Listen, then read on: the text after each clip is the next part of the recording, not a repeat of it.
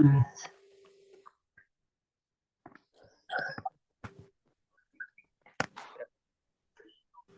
like to welcome you to this first meeting of the Paso Robles Area Groundwater Authority. I'm Matt Turntine. I'm going to serve as chair for at least the first 6 items here. I'd like to call this meeting to order and invite you to stand and join me for the Pledge of Allegiance. I pledge allegiance to the flag of the United States of America and to the republic for which it stands, one nation, under God, indivisible, with liberty and justice for all.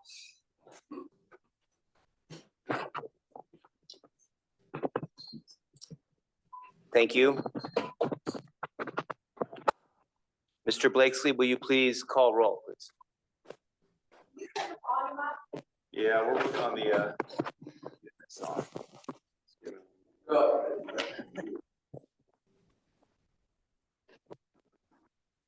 me one moment. Hello, hello. Quiet.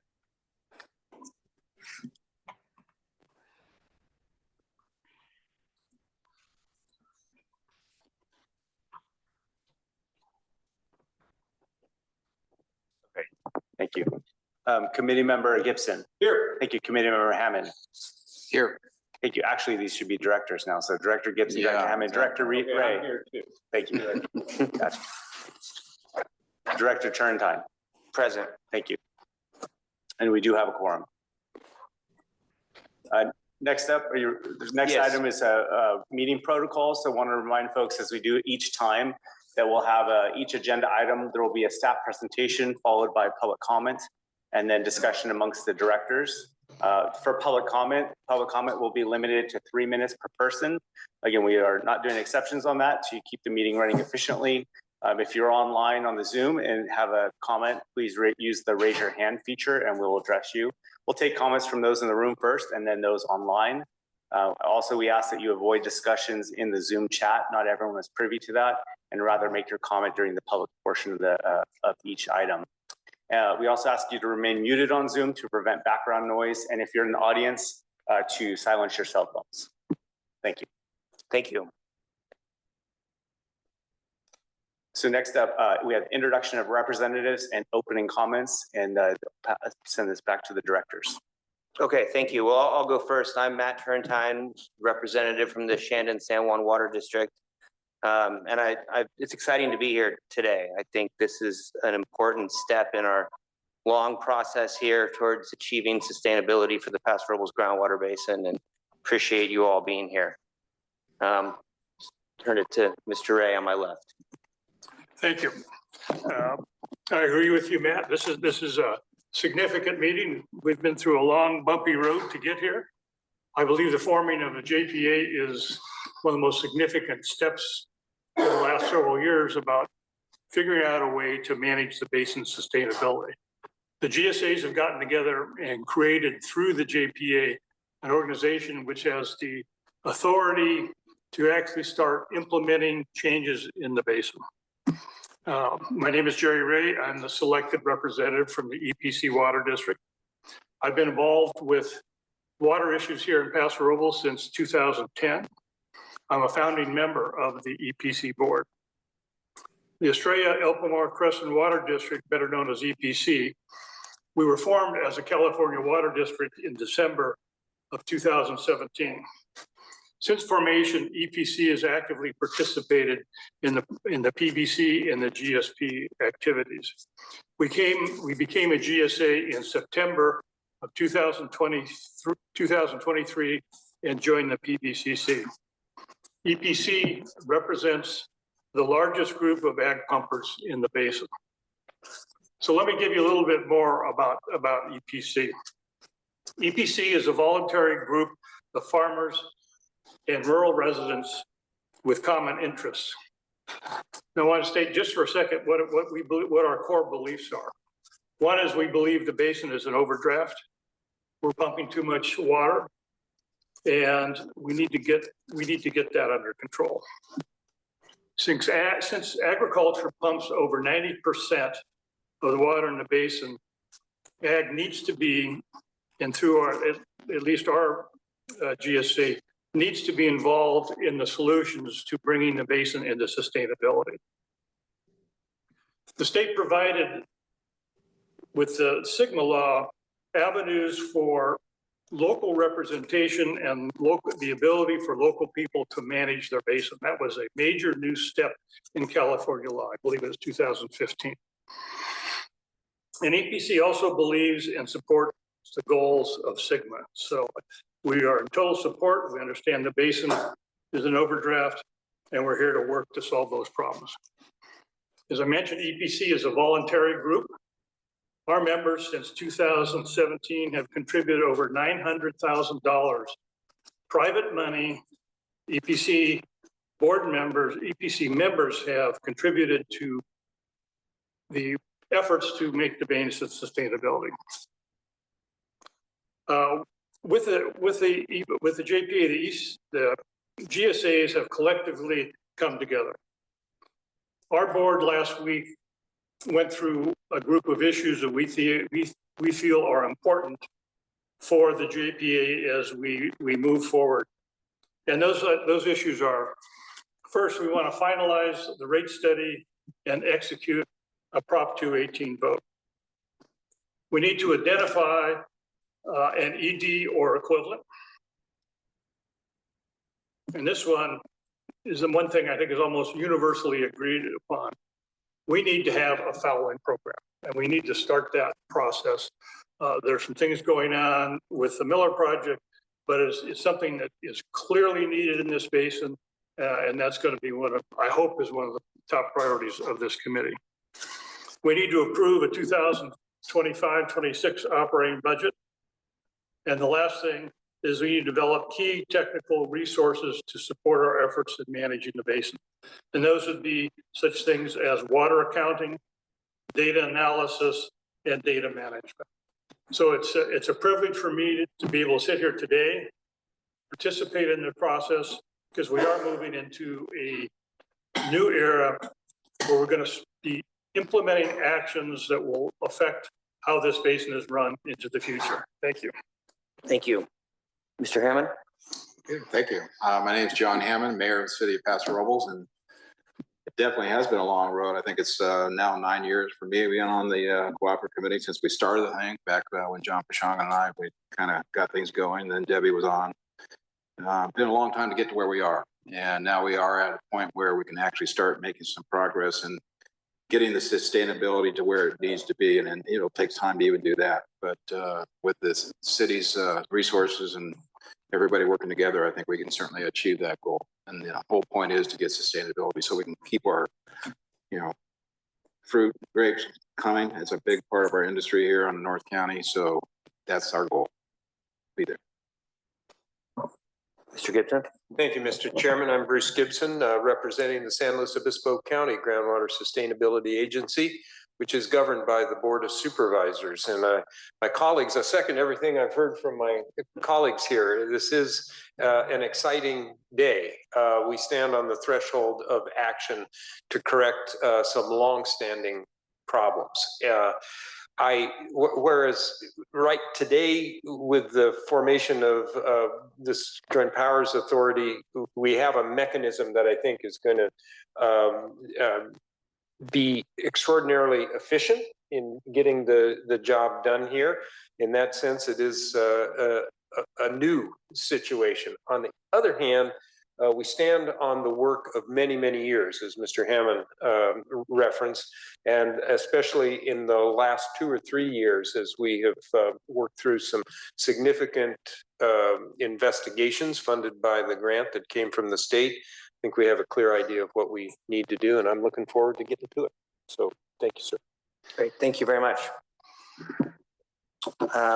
Let's move on to item 6, Mr. Reilly, and I think we'll again hear kind of the introduction of the item, then we'll take public comment, and then bring it back to the board for discussion. Yes.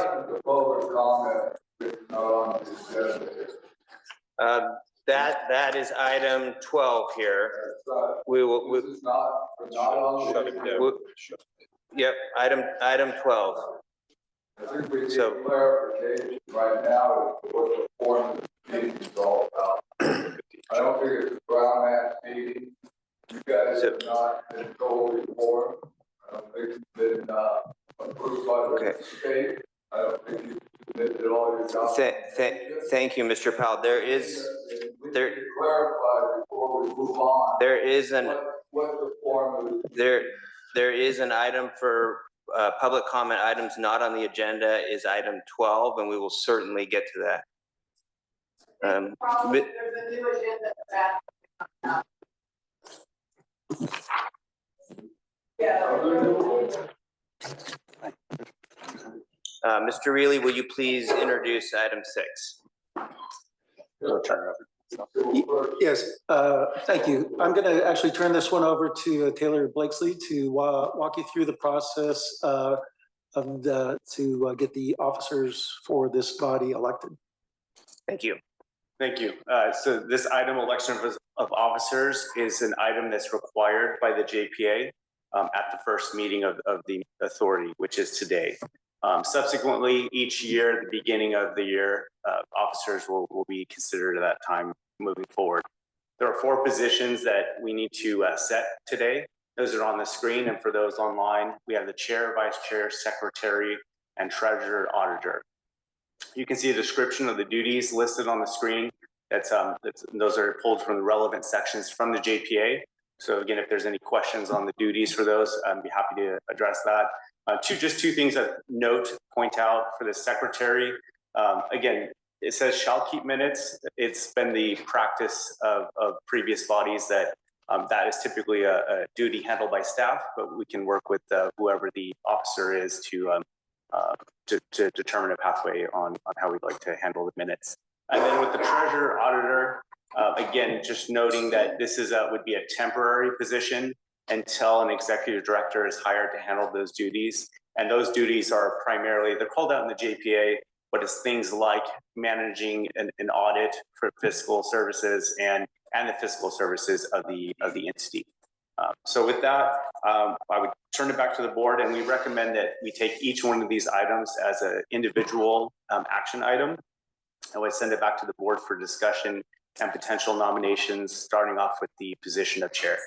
Okay, so first, let's take public comment on this item, and I apologize for any confusion, but there is public comment for items not on the agenda as item 12, and so I'd like to open it up right now for public comment on this item, item 6, the election of officers for this new authority. Mr. Graywall. Yes, thank you, Board. Gregory Hall. So first, I'd like to know, you wrote a letter, somebody wrote a letter for the group saying that you're pulling out of the MOA, and the effective date that ends is about 2 weeks from now. How is it that you can vote for people when you're still legally part of the MOA and you're not 100% out of it, and you don't have any funding or anything else? So how do you vote people when you haven't followed the rules of the MOA that every individual outfit has to write its own letter? I don't remember Mr. Reilly being hired by the other water districts that were formed illegally to be part of being the secretary or writing letters for the rest of the group with my tax dollars. And we should have had public comment on everybody's sector. You do not have a system of works. You do not have the majority of the land over the basin. In fact, most of you don't even live over the basin. Yet you want to be in charge of the basin.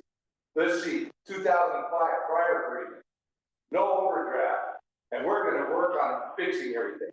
20 years ago, same group of people.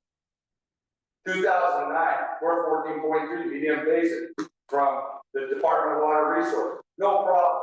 There was never a problem until the middle of the night in 2014 when you guys decided to file prescription against the landowners and sue the landowners over the basin to try to take their priority right. We have a problem and you need officers to solve the problem. You're all the same people that haven't solved the problem for the last 10 years. Regardless if we go back to 2005. So what is it that you're going to do different? Tax people and it's going to go away? Why we build, how about we take a meter down, we put a hotel there? They don't use any water. We keep building those in houses. So I don't know what anybody's gonna do. You guys haven't abided by the MOA, and now you wanna start a JPA, and it's not funded. So who's your counsel? Who's your representative? Or we're just gonna use other people, to take those parts until you do it? Have you been funded yet? I don't know how you can do any of this. Thank you. Thank you. Any other public comment on this item 6? Mr. Hoover. Yeah, I'll pre-apologize to a lot of my vineyard folks in the room. Please. I own a house over the basin with a well, a domestic well. I also own a vineyard, and I also own a winery, ma'am. So I wear a lot of hats in the room today. I will agree with Mr. Greenwald that I am a little concerned with representation up there, that it would be helpful, I think, if they have a domestic well and a house over the basin, at least somewhere in the decision-making process.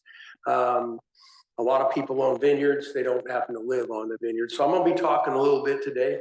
I've had a lot of things kind of get me up to where I'm fired up. I'm gonna probably piss off a lot of my friends today.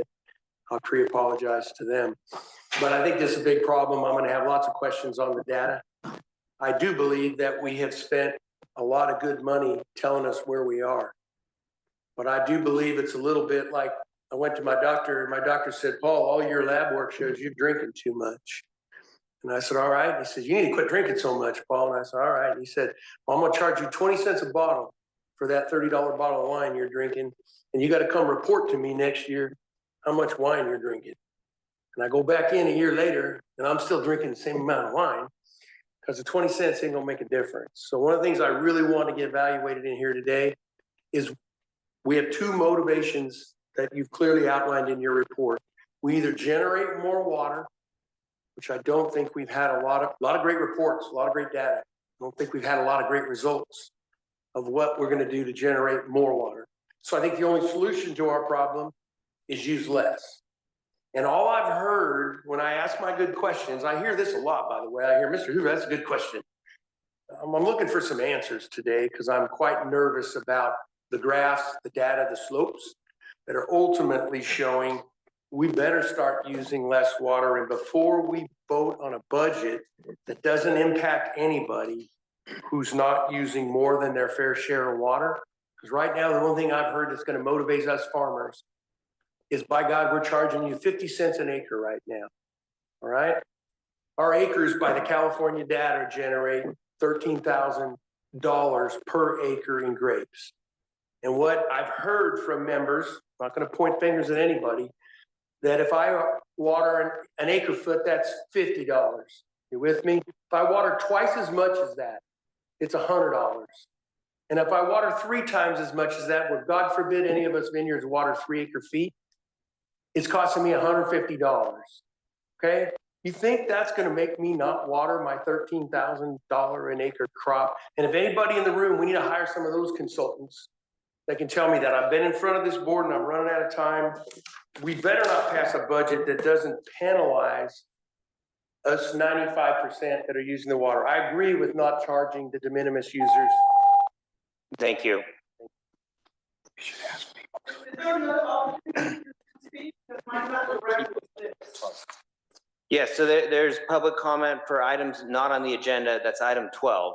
Well, it's not what?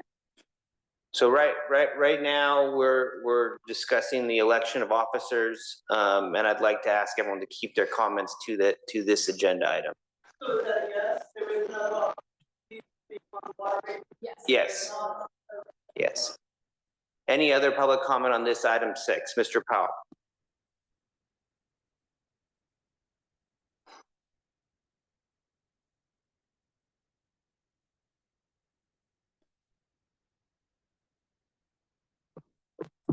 Follow up on the form of this so-called meeting. So, gee, I get handed a new agenda. Did this Mr. agenda Powell? come out 72 hours Mr. ago? Powell, would you first introduce yourself? What? Please introduce yourself. I can't. Introduce yourself. Tell us who you are. Your name. Oh, I'm sorry. Yes, I apologize. Murray Powell, Templeton resident, also owner of a house in Squirrel Hollow in the Basin. So first step, going back to this whole public comment thing. So now you have a new agenda. When did this agenda come out? Because I never saw it till about 20 minutes ago.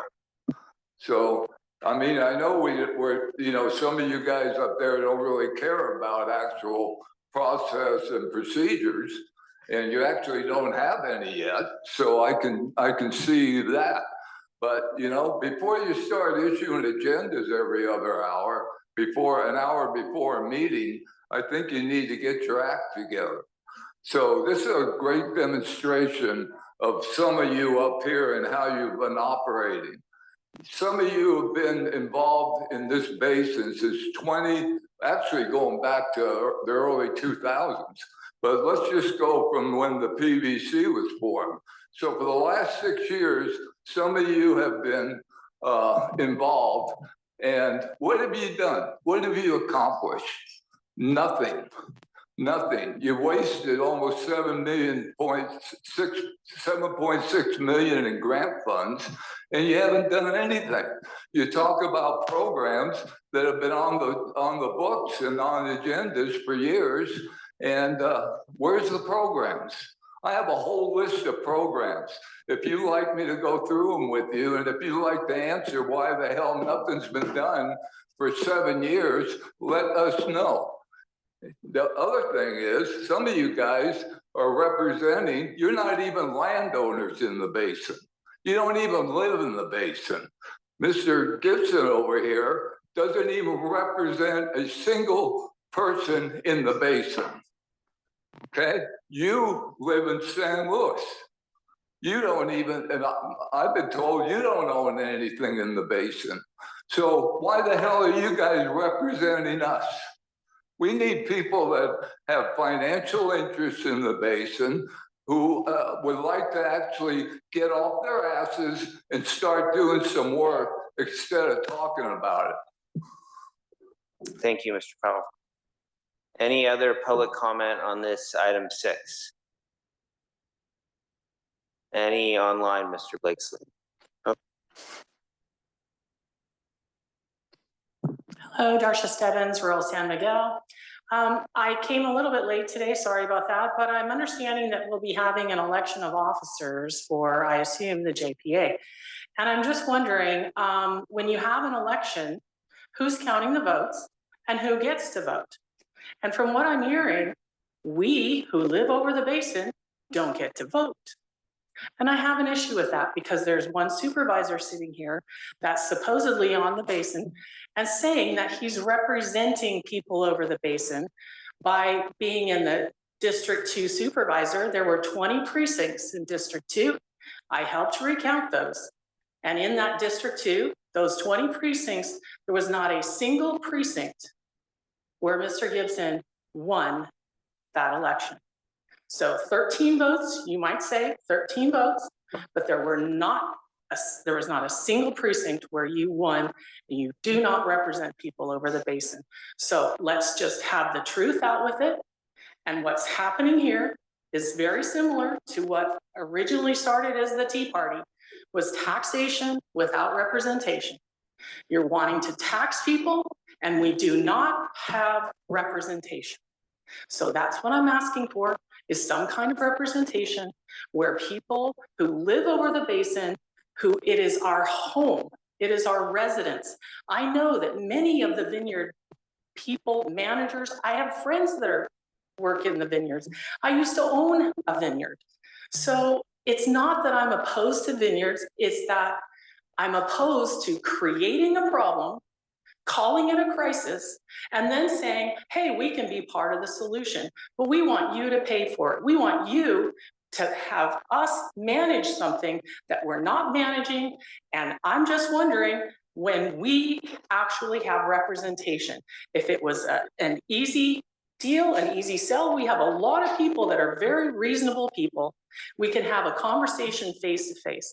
But what's happening here and in these meetings is you are taking from us, and we don't appreciate it. Thank you. Thank you. Any other public comment on this item 6 in the room?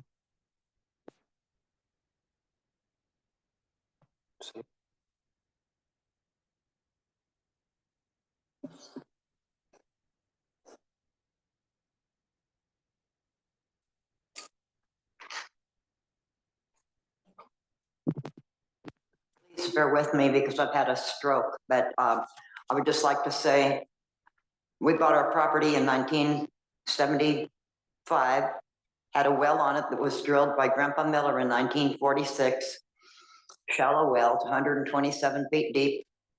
When Miller Drilling drilled the well on the neighboring property in 1990, that was such a gusher, such a fantastic artesian well. Our well was artesian also. Water would come out. We had a faucet on the well cap where we could get water without having the pump running. Grandpa Miller came over to talk to us about our well that he had drilled, and he was amazed at how well it was still doing. Unfortunately, it started to decline in depth, the water depth, when they started punching a bunch of wells for the vineyards they planted out there. And at the current time, our water is at 28 feet below the surface instead of being up at the surface. It's been as low as 45 feet. We had to put 80 feet of pipe down the well to make sure we would have water. We are de minimis landowner, have 2.6 acres. I water about an acre of it from our well.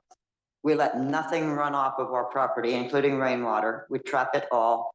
I have no idea why I'm being included in this group, because de minimis landowners who use very little water aren't even supposed to be in here. So I'd really like an answer on that. Why am I all of a sudden now part of your problem? Because I would prefer not to be. Thank you. Thank you. Any other public comment?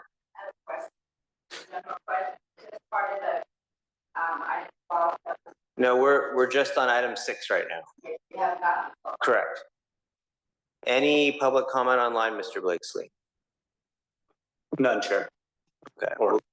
Okay, with that, I'll close public comment on this item 6 and bring it back to the board. Mr. Chairman, if I might, there's certainly a number of issues that are raised. The question of the structure of this JPA has been thoroughly discussed, and the question of the de minimis users will be discussed further. But the item before us right now is the election of officers. And I was going to suggest to my colleagues here that just as a matter of simplicity, so we can get on to the rest of the business of today, if you're amenable, if we kept, we are this successor agency, if you will, to the PBCC, the Paso Basin Cooperative Committee.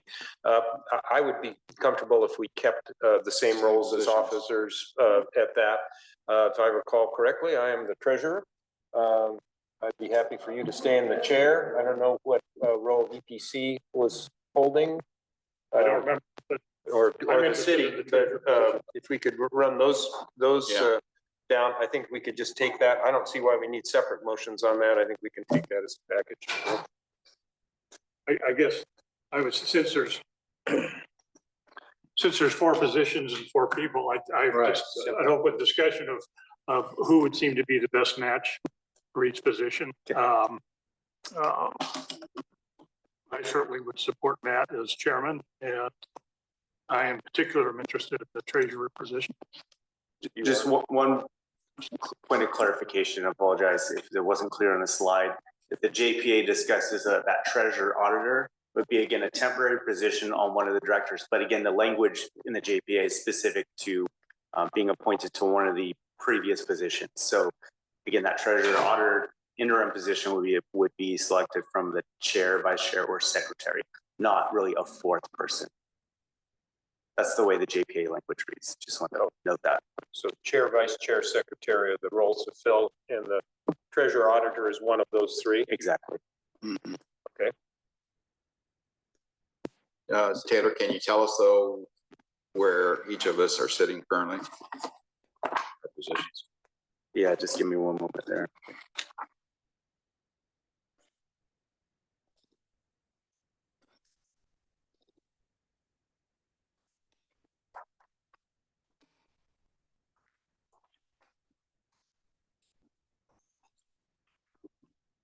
I guess I have a comment. Go ahead. Take perhaps a little exception to what you said. The JPA agreement says at the first meeting of the board, the authority shall appoint one of the officers specifically identified above to the position of interim treasurer and auditor. So I think that's a little bit different than what you described. That's right. So certainly, I don't think this is actually something we should spend a whole lot of time on. We've got a lot of work here ahead of us. I think preserving some continuity from the efforts of the Paso Cooperative Committee is beneficial.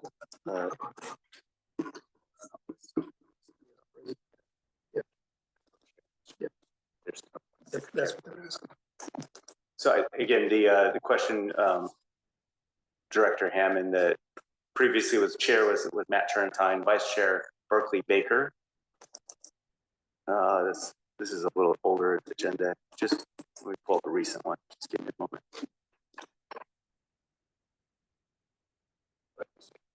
Yeah.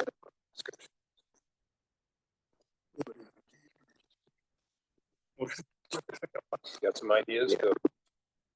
Go ahead, make a motion. Yeah. I would make a motion that we appoint Matt Turrentine as chair, John Hammond as vice chair, Supervisor Gibson as secretary, and myself as treasurer. That's my motion. But I believe the treasurer auditor needs to be assigned to one of those first three roles. That's what you just read. And Jerry, if you're interested. No, it says officer specifically. Identified above Okay. being the three. So if you want to take secretary, Jerry. I stand corrected. Well, so I'm on to revise your motion to make you the secretary and the treasurer auditor. I'm fine with that. I would change my motion. Thank you. Okay. I'll second that. Okay. Okay, so is that clear, Mr. Blakeslee? There's a motion and a second to appoint Matt Turrentine as chair, John Hammond as vice chair, and Jerry Ray as secretary, and as well as serving as the interim treasurer auditor. Yes, and who was the second? I'll second that. Seconded by Mr. Gibson. Got it. Will you please take a vote? Actually, we could do just all ayes, so Okay. no roll call needed. Okay. at this time. All in favor? Aye. Aye. Any opposed or abstentions? Can I make one more comment before you go? Yes. There was one comment for the public about representation. The representation is through the GSAs. Everyone in the basin is a member of a GSA. That's where your representation comes from. EPC, Shannon San Juan, the county, and the city. Your representation as a landowner is through your GSA. That GSA in the process, holds meetings, all that sort of thing, and select someone to represent your GSA at this board. So you are represented. Everyone is represented as a landowner in the county. I will say, in one particular situation, one of the GSAs decided not to be represented at this committee. Thank you. Okay, let's move on to item 7. Mr. Blakeslee, will you introduce this item, please? No. Are you ready for item number 7? Yes, please. Item 7 is set the 2025 meeting calendar and provide direction on the meeting format. Again, this is a administrative item that we need to do as a new authority. And so staff is seeking board direction on 3 items. The first is the meeting cadence. Second is the meeting time, and the third is the meeting format. On the meeting cadence, in your packet is a proposed meeting schedule for the remainder of dates through 2025. It follows the bi-monthly schedule that the PVCC followed. And so at this time, it's set up to follow those same meetings every other month on the 4th Wednesday. Again, in November, just pointing out that meeting would be moved up a week due to the holiday schedule. So that's the proposed meeting days through 2025. Also would note that special meetings would need to be likely scheduled as needed under this scenario. And we do have an item later on the agenda to discuss the need for 2 special meetings in April and May, this month and May. And so we'll get to that a little bit later on the agenda. So need direction on that. Number 2 is meeting time. Although we've historically, with PBCC, have met at 4 o'clock. There are other options to meet. We can do a morning meeting, afternoon, or continue at 4 o'clock, or do a different time. So looking for feedback on meeting time. And lastly, the meeting format. We've traditionally done these as a hybrid meeting, allowing those to call in and participate remotely, but wanted to make sure we pose that to this body and to the board and see if you would like to continue with the hybrid option or move to an in-person only. Great, thank you. Okay, we will open this up for public comment on this item and then bring it back to the board to make recommendations on these 3 items. Mr. Hoover. Short comment. I do believe, I don't know if it's advantageous for those of you participating on the board. I'd like to again thank you for all your efforts. I know it's a heated day. I think earlier in the day is a little easier on family time, meaning that, not that I want to watch the Final Four tournament tonight, but maybe a little, we got to stop by then. No, but it's conflicted multiple times with other things going on, whether it's a presidential address or something else. I think when these meetings can run long, so I would vote, if at all possible, for at least 1 o'clock or maybe something a little earlier. Thank you. Thank you. Had I kind of not realized what was happening. Oh, yeah, and what's your name? I didn't get your name. Paul Hooper. Okay, my name is Corrine Schuster. I live in the Paso Robles area in the Jardine community. And getting used to all of this. So had I realized what just happened with the other item, I would have spoken. Maybe I'll add that at the end. Because most people who are impacted by this work, I would suggest 4 p.m. or a bit later. That's my 2 cents. And you should keep options open because some people cannot be present. They need to call in. This should be on KPRL. It should be the standard things that you do for the meetings that happen here. The city council For the cities, and the Board of Supervisors. And actually the city council only shows the thing as opposed to the BOS shows the people, the room and that. So I would hope that you would go to the room and that. And 4 p.m. or later, keep all the options open. Thank you. Thank you. Mr. Graywall. Thank you, Greg Graywall. So since we're talking about the calendar, on March 14th, you guys decided to push your joint powers agreement. And then when you decided to get out, you didn't succeed. You left the organization that you couldn't terminate. And somebody here canceled the meeting on the 26th. If you left, the other thing, how were you legally able to cancel a meeting you were no longer a party to? That's on the 2025 calendar also. So I'd like to have an answer on that. Who had the authority to cancel a meeting for an organization that you guys were all part of, that you're still part of,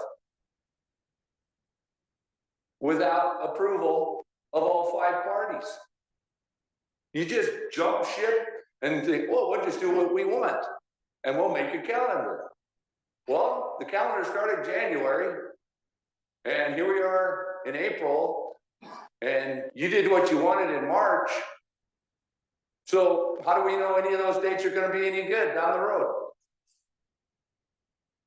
Thank you. Any other public comment on this item 7? Mr. Powell.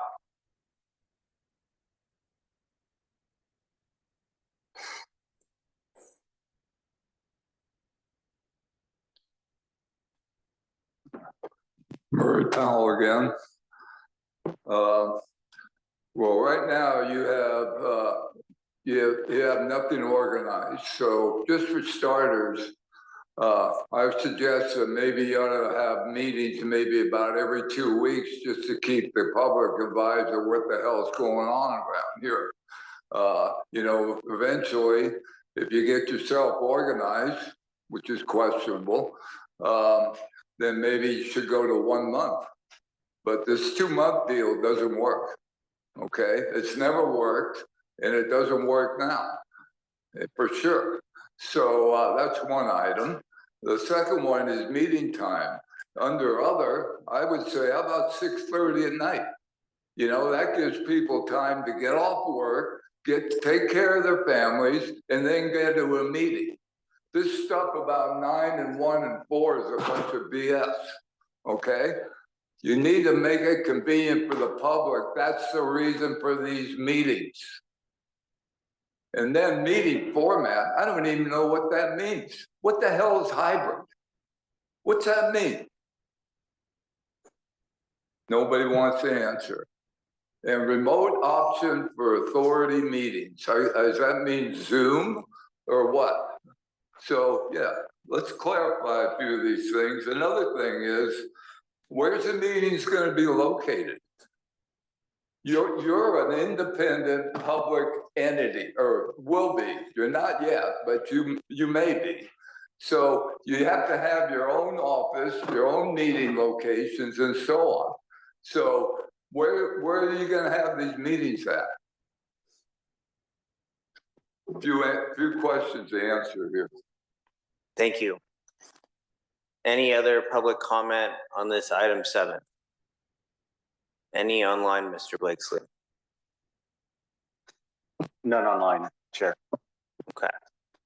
Well, we'll close public comment and bring it back to the board. I think to answer some of those questions, the hybrid format is what we currently do, where there's an online option. It's listed on the agenda. It's a Zoom link. People can participate remotely. They can make comments. And then the city of Paso Robles has been gracious enough to allow us to continue to meet in this space. I think this is great space for everybody. It's a good location for. So I think we want to continue with that, Mr. Blakesley. Just would comment on this location, again, has been really convenient. I do know that they are going to go through a renovation, and so the room may not be available for a period of time. So there could be situations where even if this is our standard location, we may need some offsite options. Just letting you know. If I could, Mr. Chairman, just following that up, that per the Brown Act, the location gets noticed. Any remote participation by directors get noticed. Keeping with the theme on my thoughts on the officers, I think if we stuck to the format and the timing that's listed here, both in terms of these dates, I understand there's different times of the day are convenient for different folks. 4 o'clock works. It's you know, it's a balance, I suppose. 1 o'clock would be possible, but I would say just for consistency, my thought would be to go with the staff recommended dates, 4 o'clock here, hybrid. And again, the 1 o'clock timing wouldn't work for me on a Wednesday for sure. We have IWMA usually and APCD. There's a lot of different meetings that happen on Wednesday. After 4 o'clock though, or later is certainly no problem with me. So with Bruce's comment that keeping status quo currently, we can always change it later, but keeping it right now on these dates and time, I think would be a preference. Hey. My comment is the continuity is certainly a real issue. I think people are used to Wednesdays at 4 o'clock, so I would definitely support that. So I don't know that we need a motion on this. It sounds like there's generally consensus to maintain the cadence that we've had in our predecessor agency of these bi-monthly meetings, special meetings as needed. And I do agree that I think over the next couple of months here, as we're trying to implement a lot of action, there will be some special meetings needed, and we'll stick with the 4 o'clock time here at this location and offer the hybrid option. Mr. Chairman, let's just to formalize it, maybe we just put it in a motion. We can vote quickly. I'll move that we accept staff's dates, keep the time at 4 o'clock and hybrid in this room. As our regular meeting. I have a motion and a second. All in favor? Aye. Any Objections or abstentions? None. Okay, thank you. Moving on to item 8, Mr. Reilly, will you introduce this item, please? Yes, this is, the order of business of providing funding. Now that the authority is in place and has things to do, we're going to need to provide funding so that it can do those things. Let's see, where we at here. Okay, so what we're proposing, we're currently entering the final quarter of FY 24-25. Each of the GSAs last year, when a budget was adopted or recommended for adoption by the PBCC, there was a spending plan in that budget. It included a number of things that have been funded, the annual report and the 5-year evaluation. Those are all cost shared in accordance with a cost share formula that was in the set forth in the MOA. As we move forward, each of those GSAs, and I've confirmed that, has the funds remaining that weren't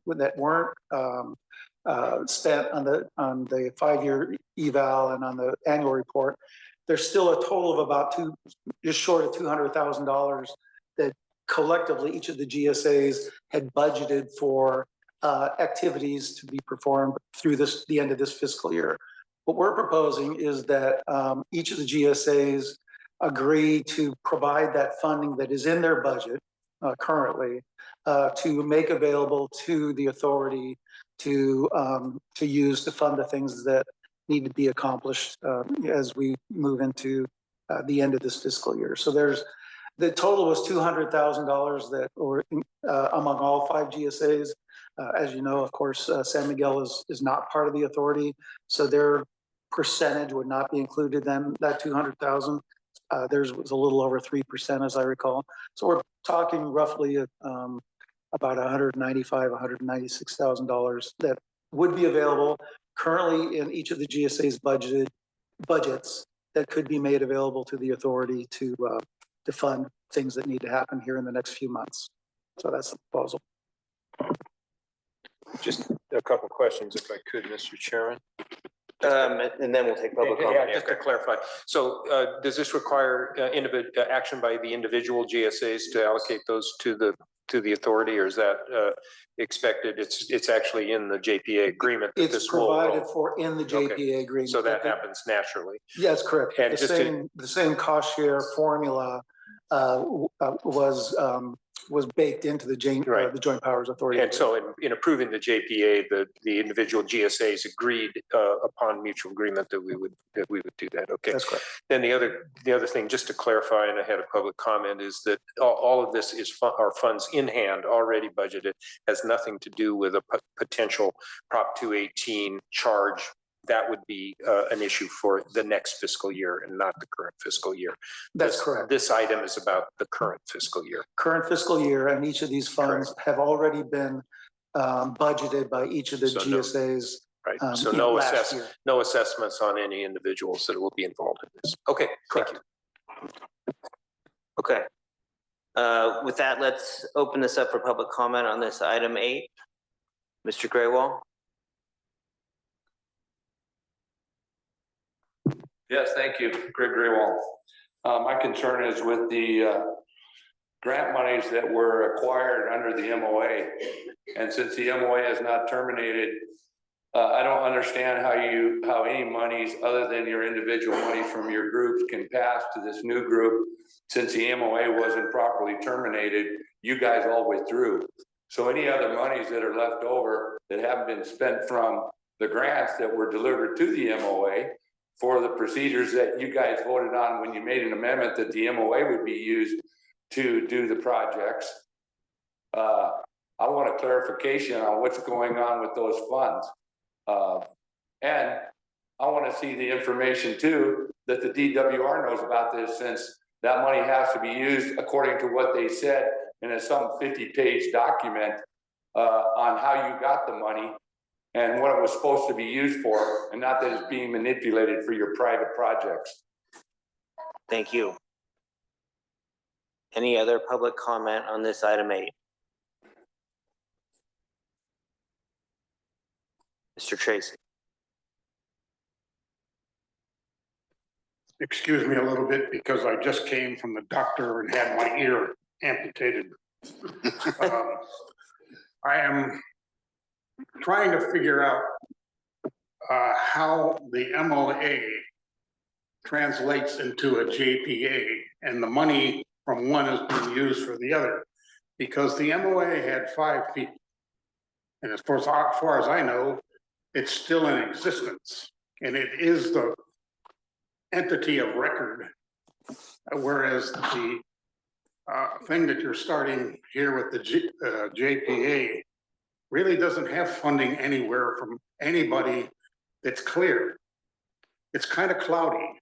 Maybe somebody can explain to me how you can transfer money from one to the other when 5 people signed the MOA and now one of them said they weren't going to join the JPA and are now being asked to transfer their funds over to this entity. I just don't quite understand that. I don't understand the amount of money that you're going to be spending either. $200,000 for this year, which ends in June, I assume, because everybody in the county works on a fiscal year, not a calendar year. So maybe you can explain that to me and we can understand what's going on. Thank you. Thank you. Any other public comment on this item 8? Mr. Powell.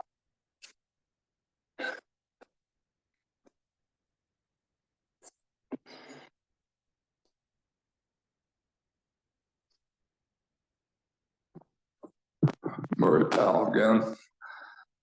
This goes back to procedure. I don't understand why Mr. Reilly is even here presenting anything.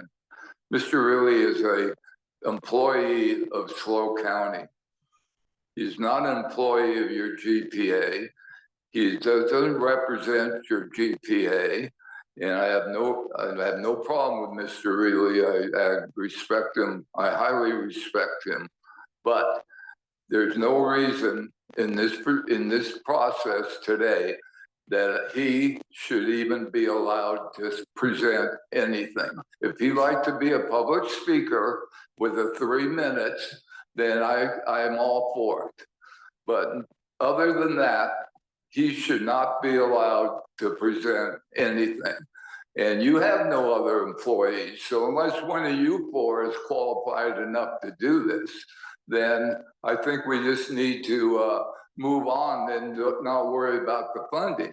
The other thing is, I know these grants were actually technically granted to the county, but the way I see it is that they were actually provided in order to fund the PVC under the MOA, which has already been discussed here a little bit.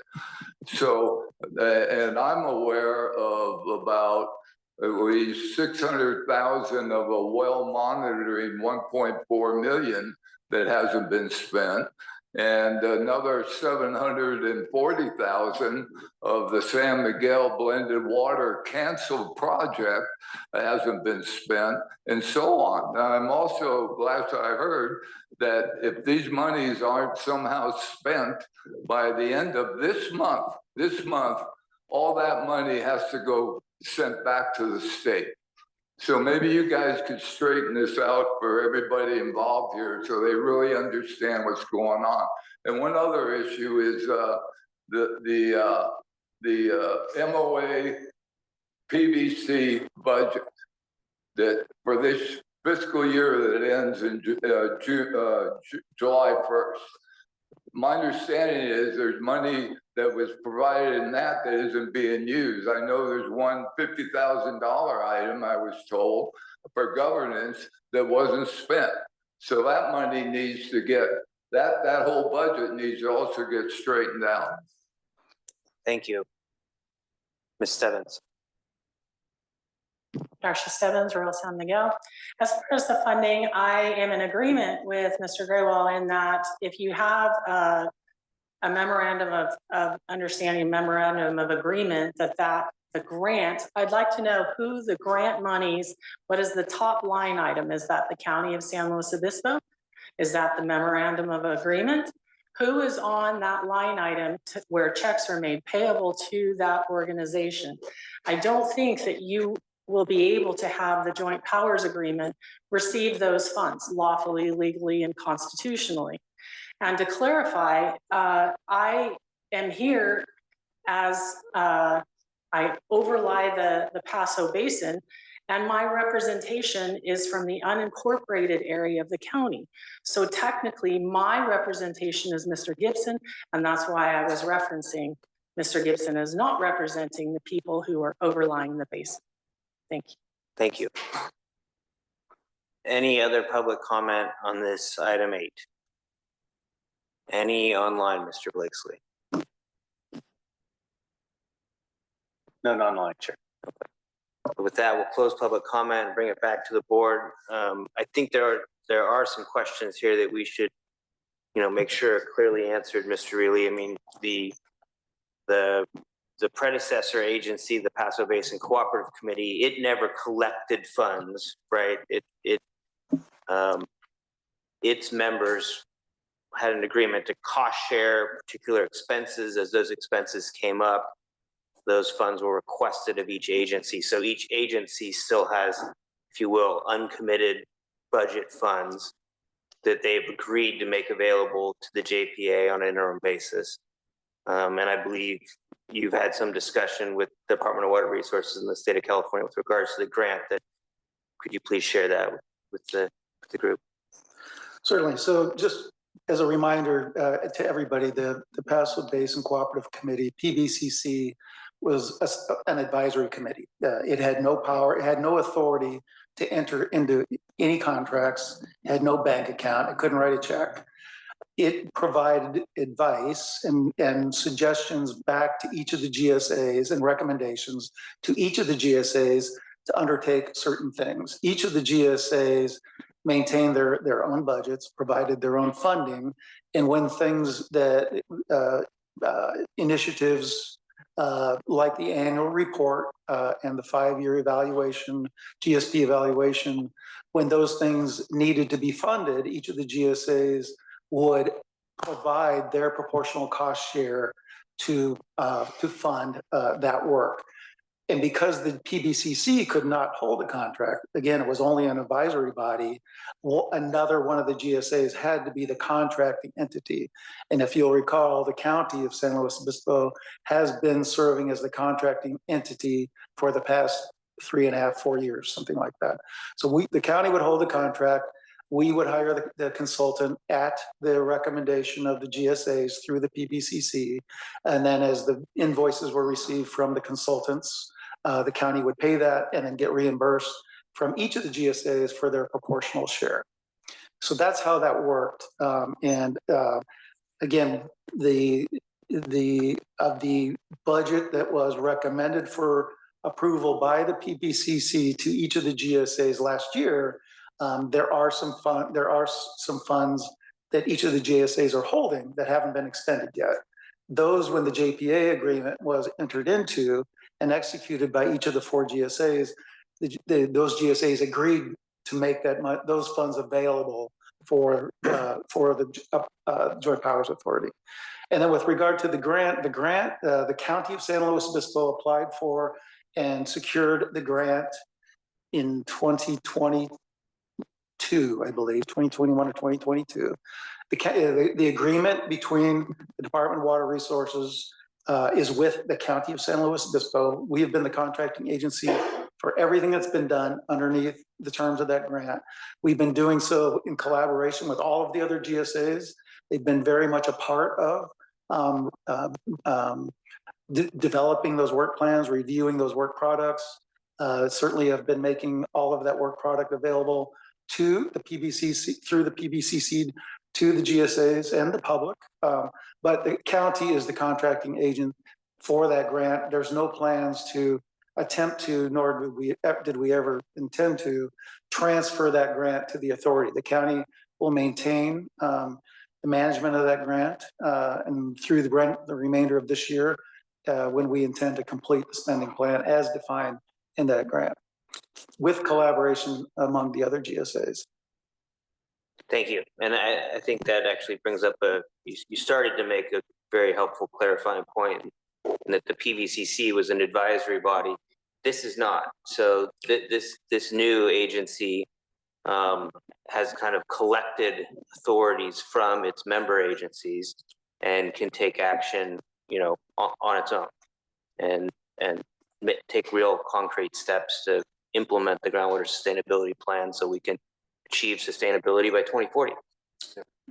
Okay, so any additional questions, Mr. Hammond? Yeah, Matt, question for Blaine. When we all came together, including San Miguel, we had 5 GSAs that were working as a cooperative committee to make a GSP for the whole group. Now that San Miguel is not joining this JPA, are they going to have to do their own plan, or where are they at right now? What's the situation? I'd like to kind of understand a little bit about what San Miguel is going to be doing.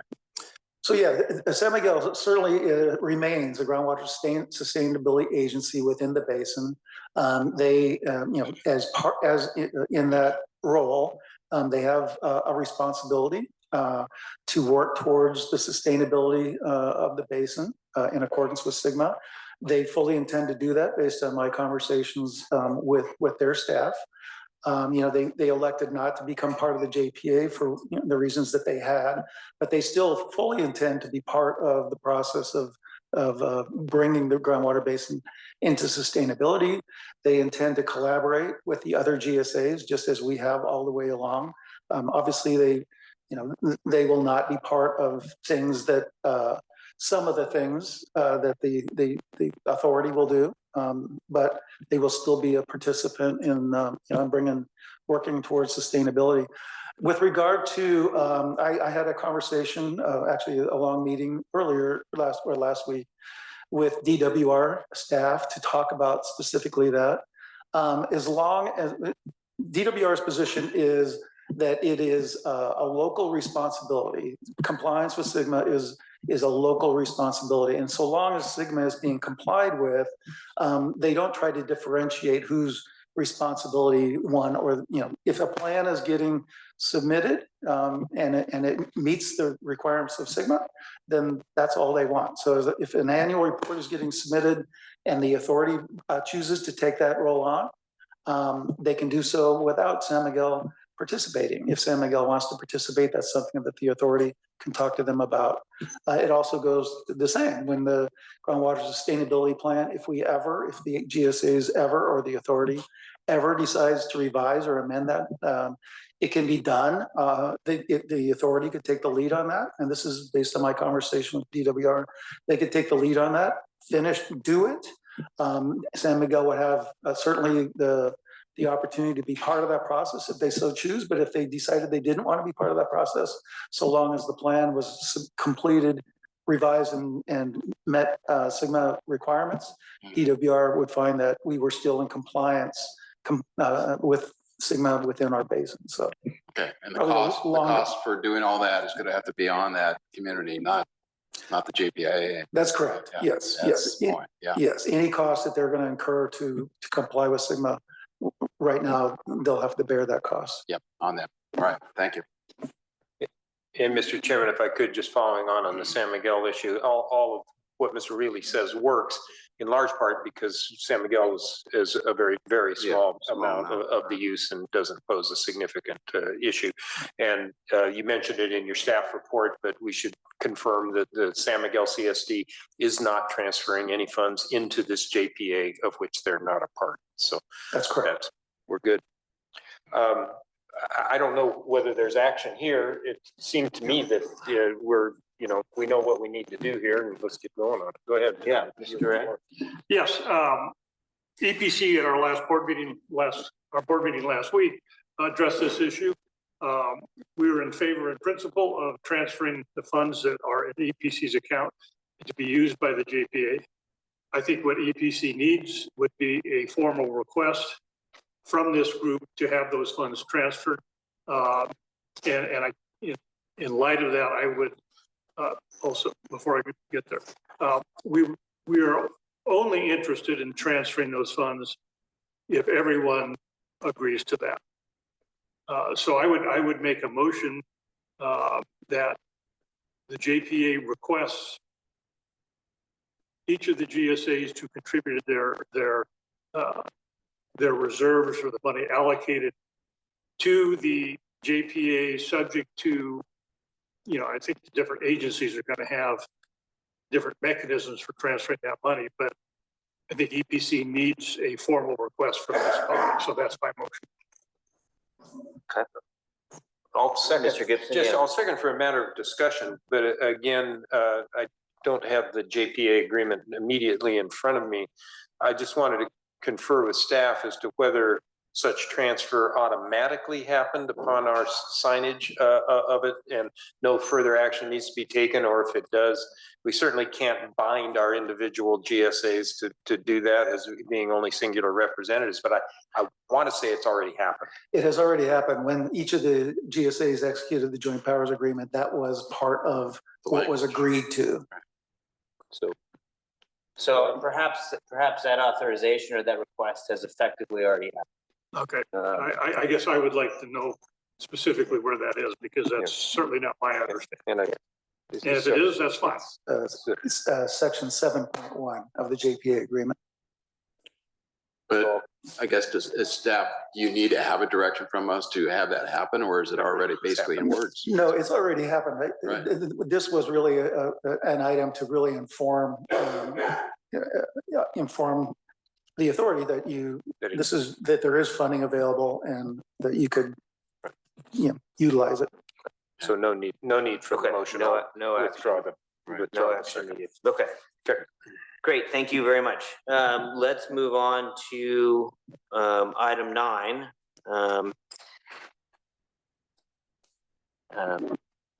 So I think there's several important kind of setup tasks here that have been referenced already this afternoon, that it makes sense to establish a couple of ad hoc committees from our board here to then come back with recommendations at our next meeting. So I think those kind of items would be selection of a council for the authority, appointing, exploring options for appointing interim executive director, and maybe brainstorming what a permanent staff solution would look like. So we'll open it up for public comment with that introduction, but I think that's the discussion here before us. So,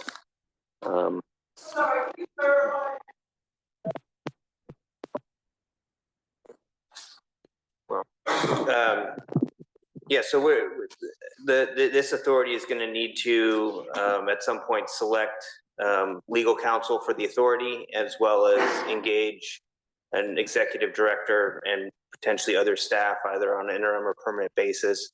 And the discussion here is whether we should set up a couple of ad hoc subcommittees from this board to come back with recommendations at our next meeting.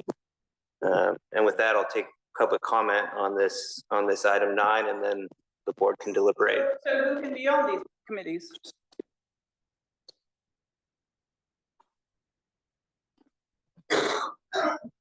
Is it you four again, voting for yourselves? I'm confused. That's right. These would be committees made up of members of the board here to provide recommendations. Members of the board, which are 4 of you. That's right. So the 4 of you are going to make up the ad hoc committees. Correct. Well, isn't that an oxymoron? Mr. Gibson has ordered you not to engage. I just saw that. It's very interesting. Honestly, this just does not make sense. Staff, Taylor, do you want to explain how ad hocs work within an organization? You're creating committees to help with other things. But it's yourself again. I don't mean to interrupt your time, but would you I'm like sorry, go ahead. would you like a brief response on how we typically see ad hocs in public meetings? Yes. So the way we see ad hocs set up, and this is with different various boards, and I see this all across California, and I know a lot of other folks, see this set up, is if you have an issue that you need to deal with amongst your board of directors, they'll often appoint, it's a very common practice to appoint an ad hoc or a smaller number of directors, less than a quorum. That's one requirement for Less than what? less than a quorum. So Here it'd be two. yeah, so here it would be 2 directors would be appointed to an ad hoc because you can't have more than make up a majority of the voting numbers. So only 2 directors could participate in an ad hoc, not 3 in this case. And what the ad hoc does is they don't make final decisions. They explore an issue, they provide a recommendation, and then that recommendation comes back to the full body. And then it goes through the whole public review comment period. The item is on the agenda, materials in the packet, and then a direction is provided from the board at that time.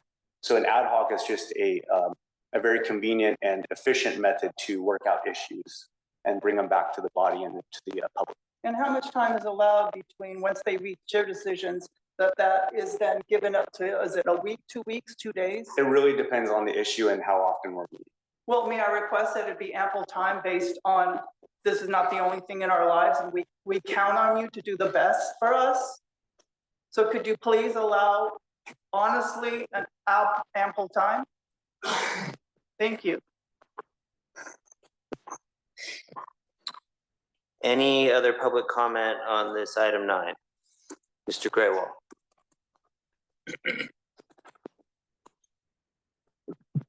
Hey, yes, thank you.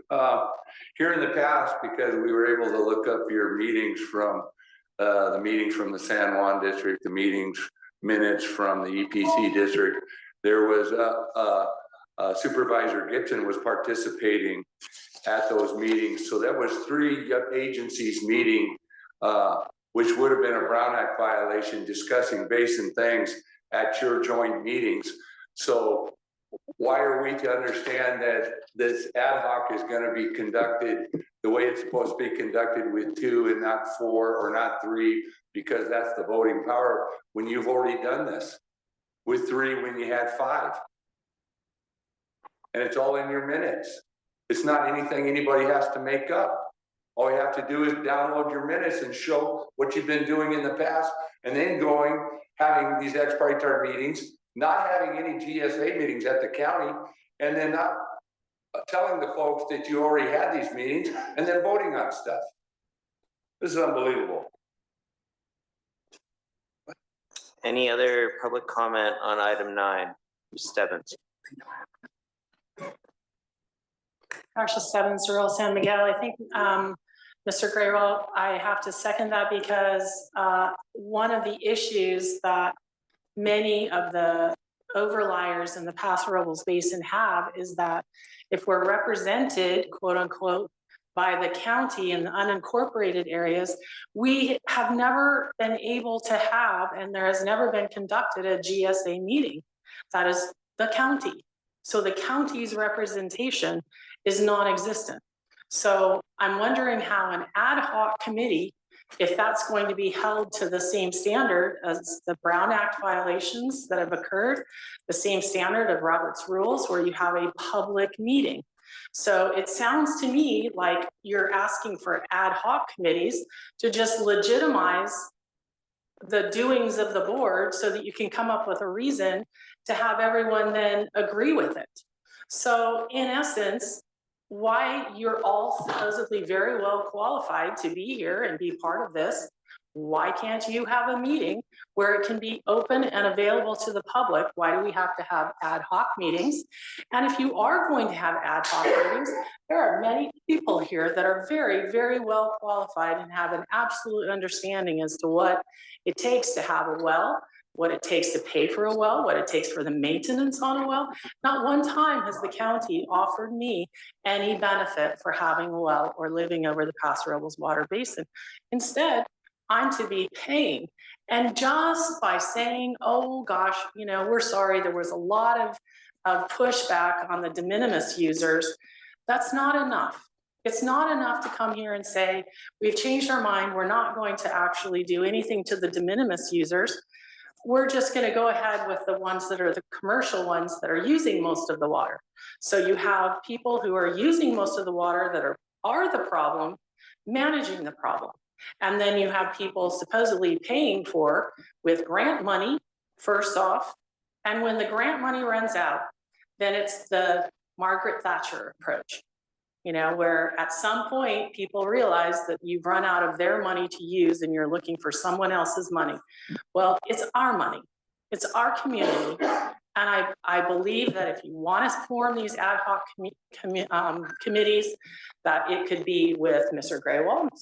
I don't want to, you know, insinuate that there aren't people here, but there are many people from the public who absolutely know what can be and can solve the problem that you say is a crisis. It's not a crisis in my opinion, but until I get credit for 40 acre feet of water that lands on my property, that's when I'll wonder, maybe I should be charging the joint powers agreement for the water that lands on my property. Thank you. And maybe we'll have some answers.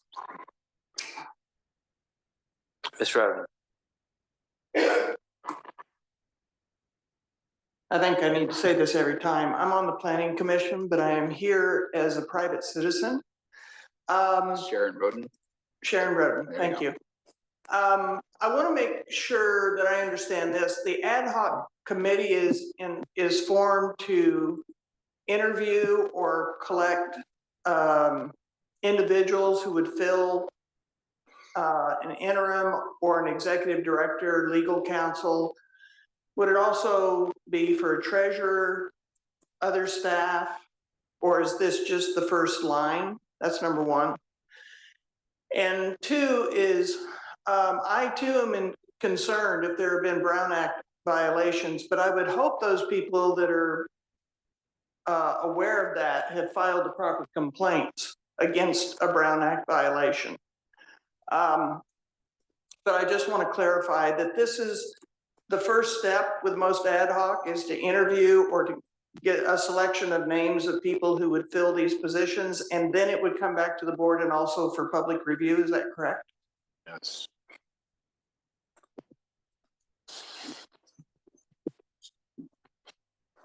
Any other public comment on this item 9? Mr. Powell?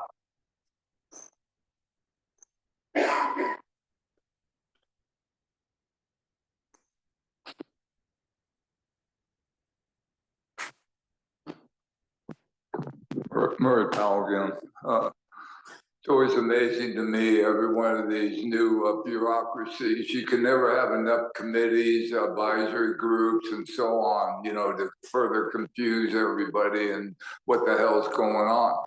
But anyway, I have a question. So I don't understand exactly how much time is going to be spent by whatever two of you four are going to be on this committee. So yeah, like Ms. Roden was saying, so you're going to be interviewing people and looking at resumes and all this kind of stuff. So before you leave today, I would like to hear who is going to be the two of you that are going to be on this committee. And I find it interesting because in your own agreement here, section 4.5G, H, you talk about having to retain consultants, contractors, and employees to carry out your day-to-day operations. And those employees would include financial consultant, legal counsel, accountant, administrative personnel, executive director, and any other specialty services. It seemed to me that if, and you haven't hired anybody, so that's a problem. I know, I assume you haven't hired anyone, but in any event, it seems like with this laundry list, you might have some people that could actually look into some of this without you directors, so to speak, spending a lot of time on this. And I don't even think you need to have a committee, you know, and then you could bring, like the speaker said, you could bring whatever recommendations you all four have to one of these meetings and then advise the public as to what you think should be done. Thank you, Mr. Powell. Ms. Nashel.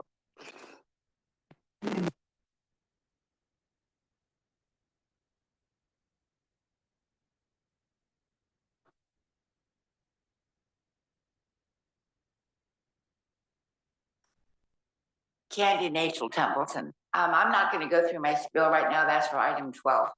But what my spiel is I've come to the PVCC meetings, and now today, I've heard multiple questions being given to this board or group or whatever you want to call yourselves right now, and no answers have been given. I keep hearing people ask questions, and none of you has stepped up and said anything. And I don't understand. You guys say that you have the power now.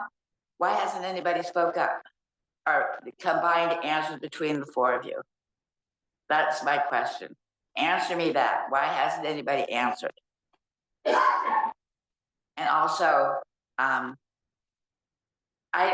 Bruce Gibson, I'm sorry, but I didn't know that you were going to represent me, and you haven't done the things that you said you were going to do for me before, and I'm questioning that. There's nothing still on the county website that you told me was going to be there 5 months ago about a phone number for people to call or some kind of relationship so that people with dry wells can call. And that hasn't gotten done yet. So I'm putting your feet to the fire on that because you told me yourself. And you directed it to me. And that's all I have to say. But I'd like to say I have so many answers. Thank you.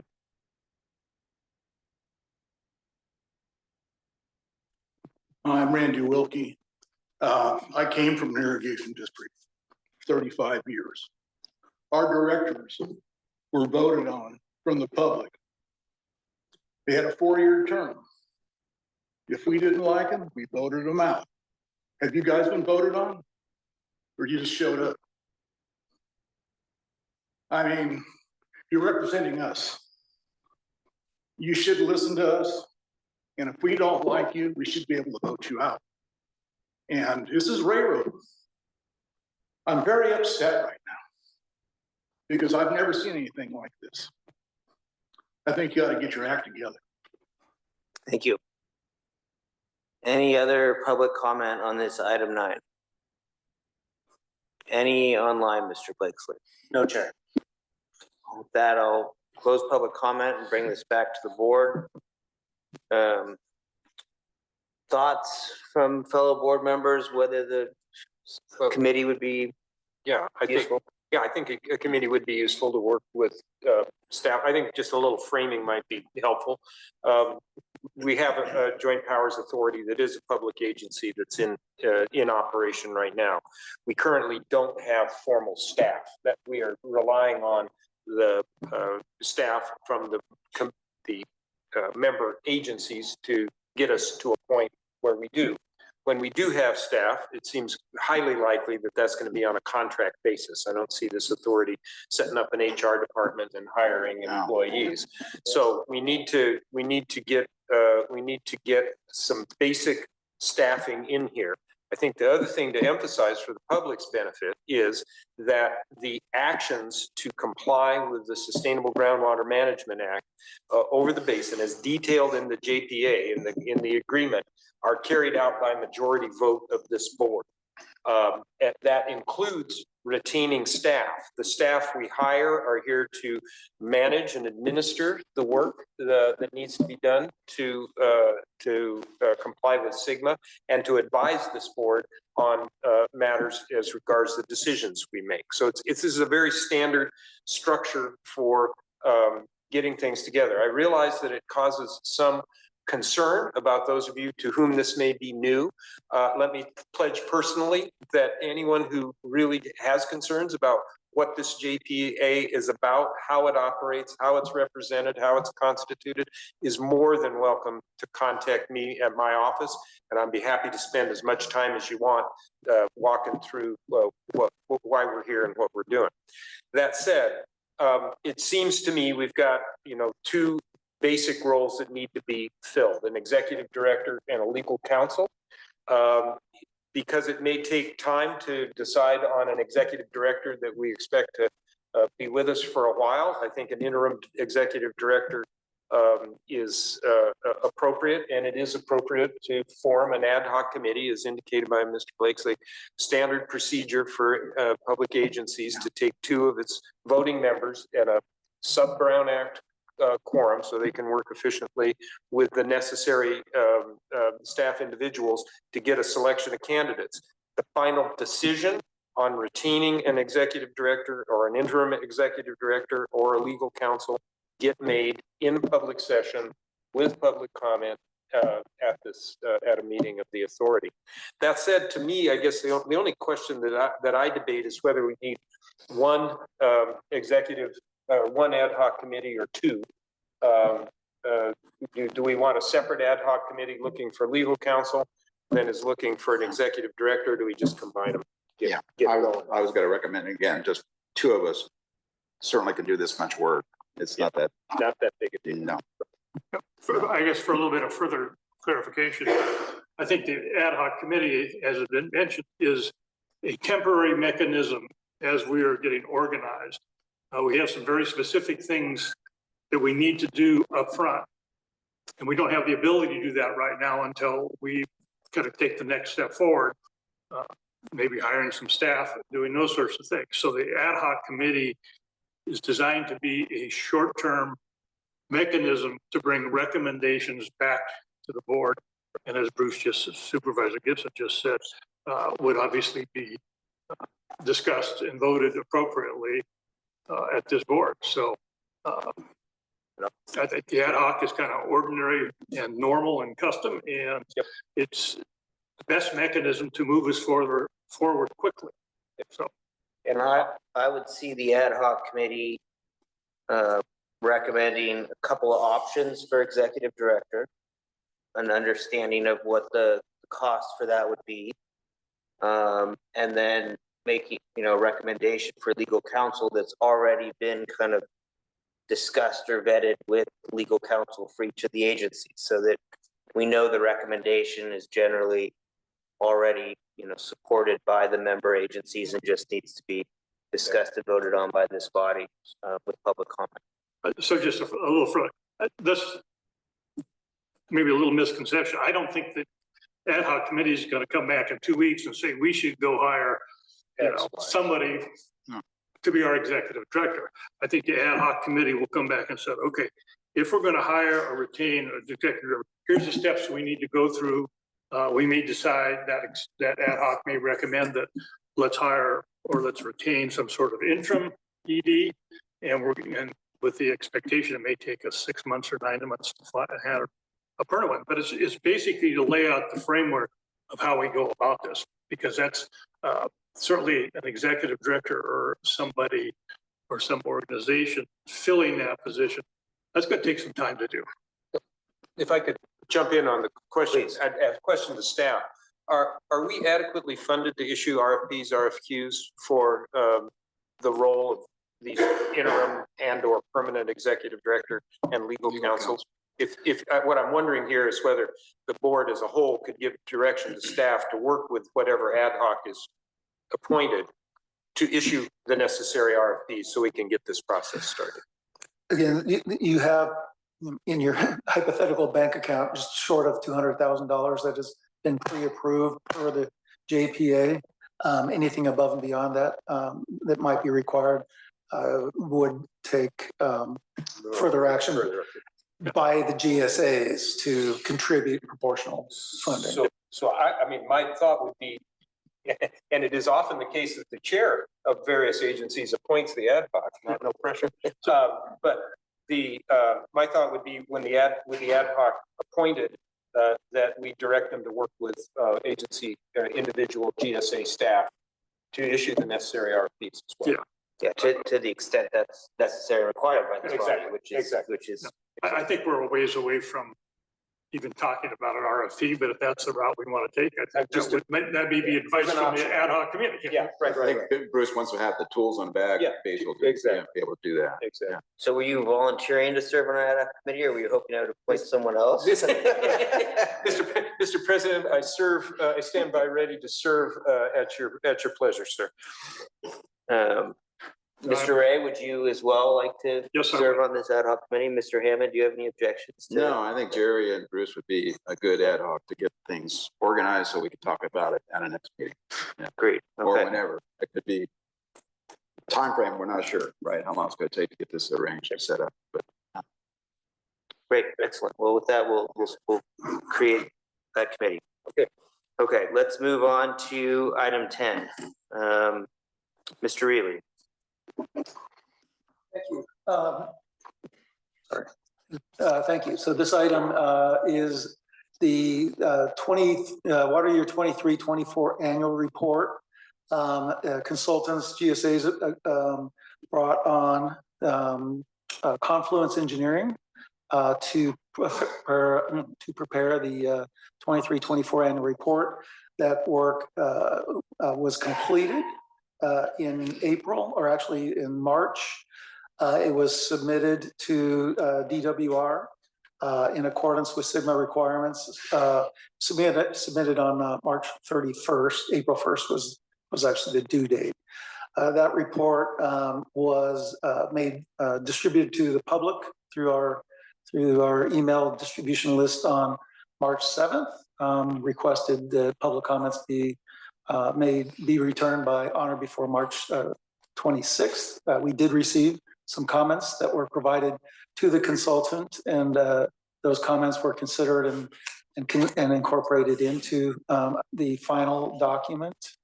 Again, it was submitted.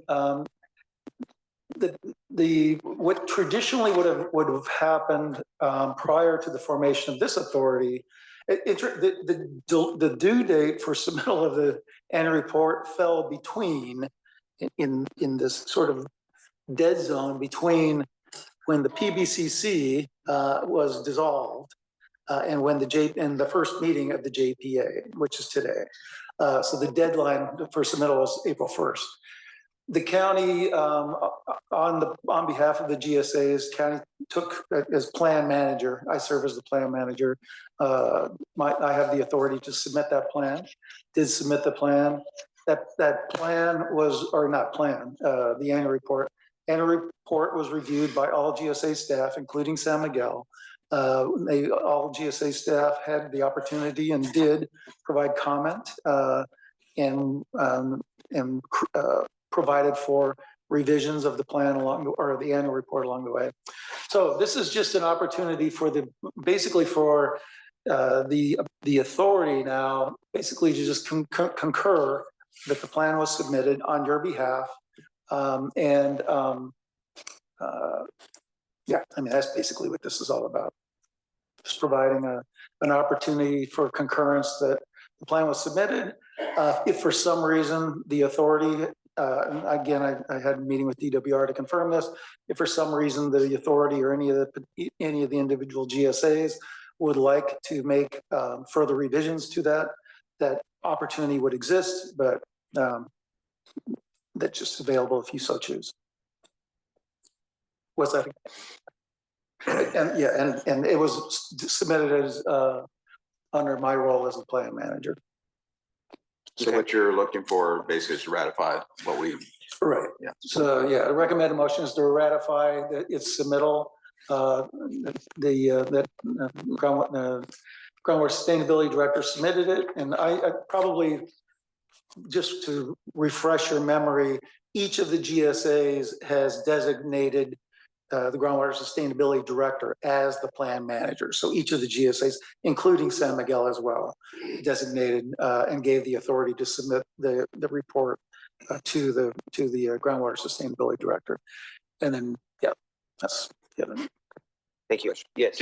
Just to confirm on that second recommended action would be to have this authority, this agency, delegate plan manager responsibilities to you until interim and or permanent executive director is done. So just the authority asking you to continue to do what you've been doing. That's correct. The Joint Powers Authority agreement provides that my position will serve as the plan manager until such time as the authority makes a decision to either designate the executive director or some other individual to be the plan manager. So again, is that in place with the approval of the JPA, or do we need to take specific action? So this is really this is all receive and file. Yes. Okay. So this isn't an action item as such.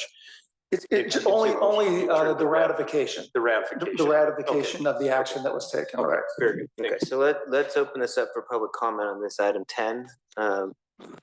Mr. Hoover. That's Paul Hoover.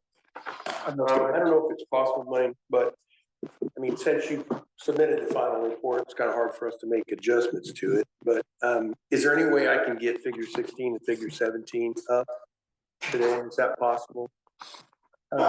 Figure 16 and figure 17 from the report. I spent 4 hours a day. While you're looking for that, I've got a degree from Cal Poly University in ag business management with a concentration in irrigation. So I spent 5 hours a day trying to get up to speed, and I could use a little help in, you want to know which one? Is that a boy? I want to look at that one, and I want to look at that one. And what would be great is to examine what you would go.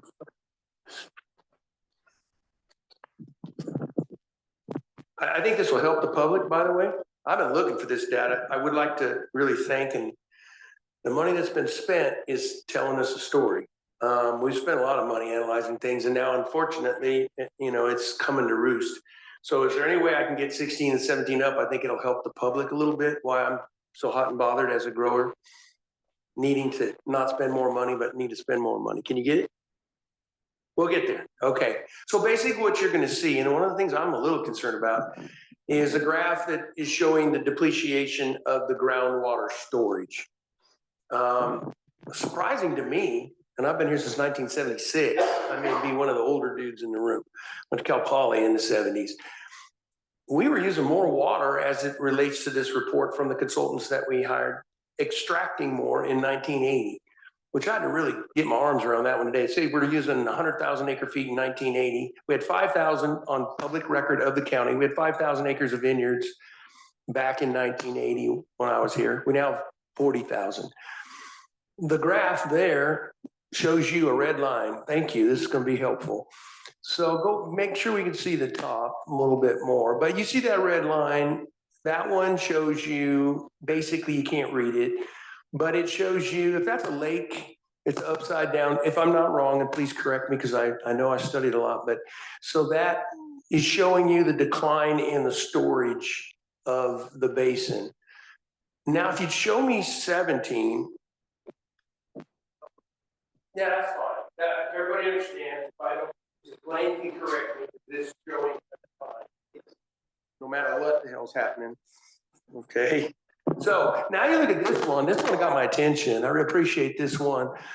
So the green line, if they can point with a cursor of the green line over there, the green line at the bottom shows extraction. They measure extraction not by wells, by pumps, by anything, because we don't have those or they don't have access to them. It's been a problem. We better get our arms around whatever this system is. Okay. And so what this system is showing me, if you'll point to the green line in 1980 for me, please, all the way over, go. Oh, I get more time. Green button again. So all the way over to the left, it shows 100,000 acre feet extracted. All the way over to the right, last year shows 80,000 acre feet. 4,000 acres of vineyards to 40,000 acre of vineyards.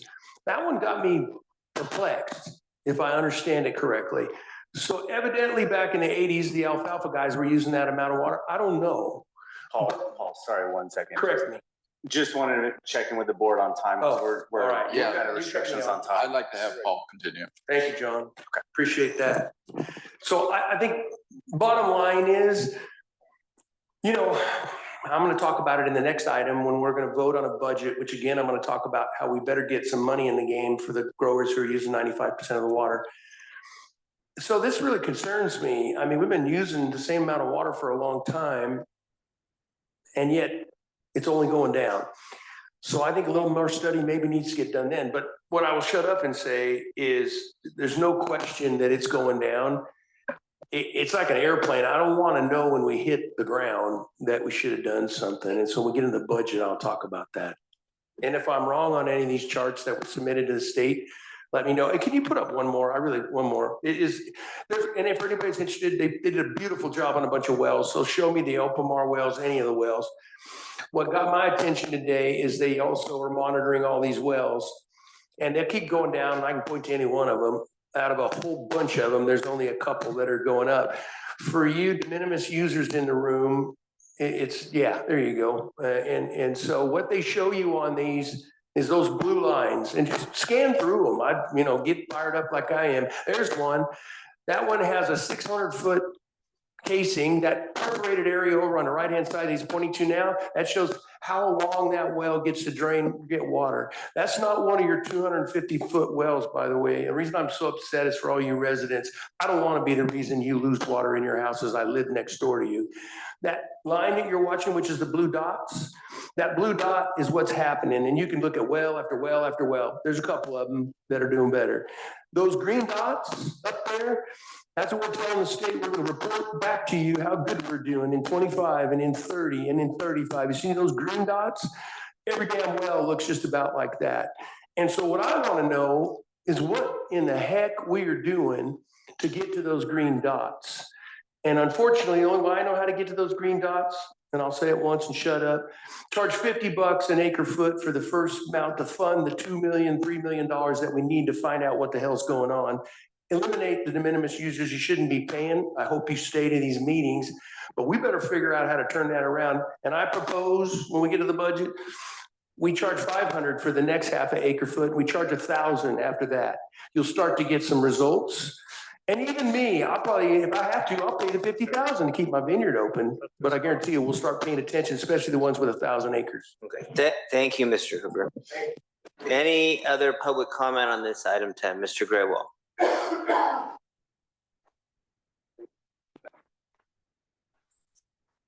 Yeah, thank you, Greg Graywall. I thought it was inadequate time to comment back, especially since you canceled the meeting about the annual report.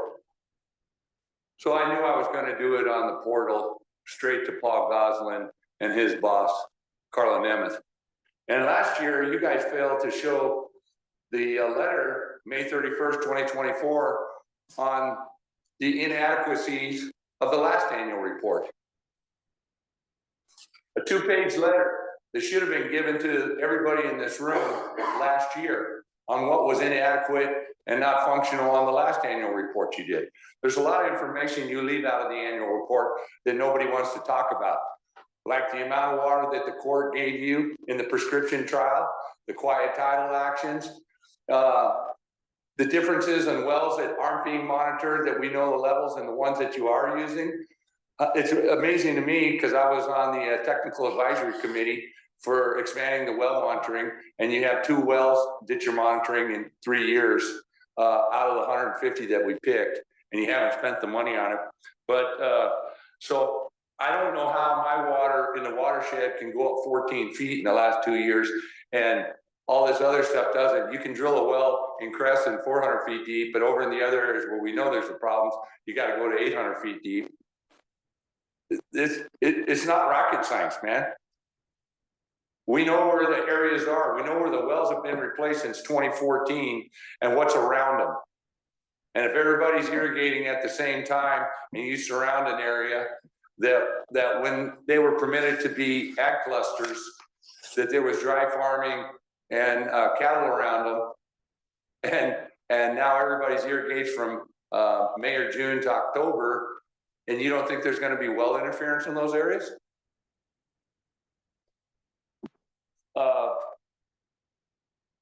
These annual reports, the year ends September 30th.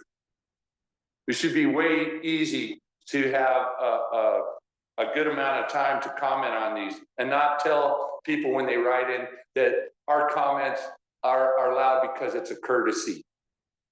Our money paid for those reports. You didn't pay for it. You took money out of grant money ever since this thing got started. All the way back going to the water banking study in 2008. Oh, we don't want to bank water. Oh, we don't want to transfer or exchange water, but you do it. Oh, we have supplemental water. How are we going to get water? Oh, we just dump it out of Nazi and let it go down the river to the ocean. Let's go use it. Let's see, in the last 10 years, you've wasted 5,000 acre feet. That's 50,000 acre feet of water that could have been put to beneficial use. You did nothing. Thank you. Any other public comment on this item 10? Ms. Stebbins. Marcia Stebbins, rural San Miguel. I guess it's a little bit unusual to have the newly created Joint Powers Authority. I mean, it has authority in the name, I guess, but I'm not understanding how that authority is able to then accept a report that was for a prior fiscal year that was actually paid for by the memorandum of understanding and agreement. So that seems to me that that is a county of San Luis Obispo that should be approving. I assume that it's the county of San Luis Obispo that pays your salary. And I'm just wondering, for the report that is being provided, it's very nice in color, full color. I was only able to see it for a few days now. That you were accepting all of these public comments about it, but who in the public knew that this report was issued, first of all? And I really have an issue with the 5, quote, GSAs that have paid for this report, supposedly, but only funds can be issued from the county of San Luis Obispo. So if San Miguel is the only GSA that's actually left in the memorandum, I have a problem with that memorandum of understanding and agreement, that maybe San Miguel is the only one that has money left that has the authority to be able to be spending that money. So I'm a CPA, I read financial statements, I can look, I can see the numbers. And I think that you should be able to have time and address if there are deficiencies or inadequacies, that those should be addressed, and it should be addressed publicly.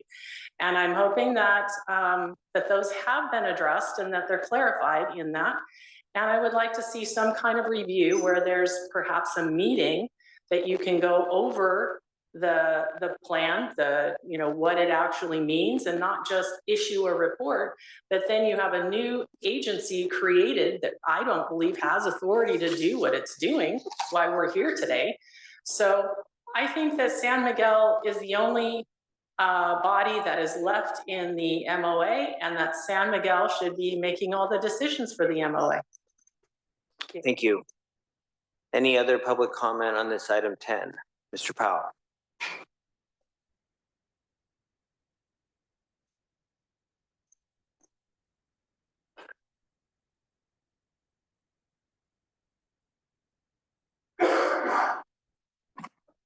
So, Murray Powell again. So the timing of this report is interesting. So this report covers the water year actually from October 23 through September 24. The due date is April 1st, 6 months later.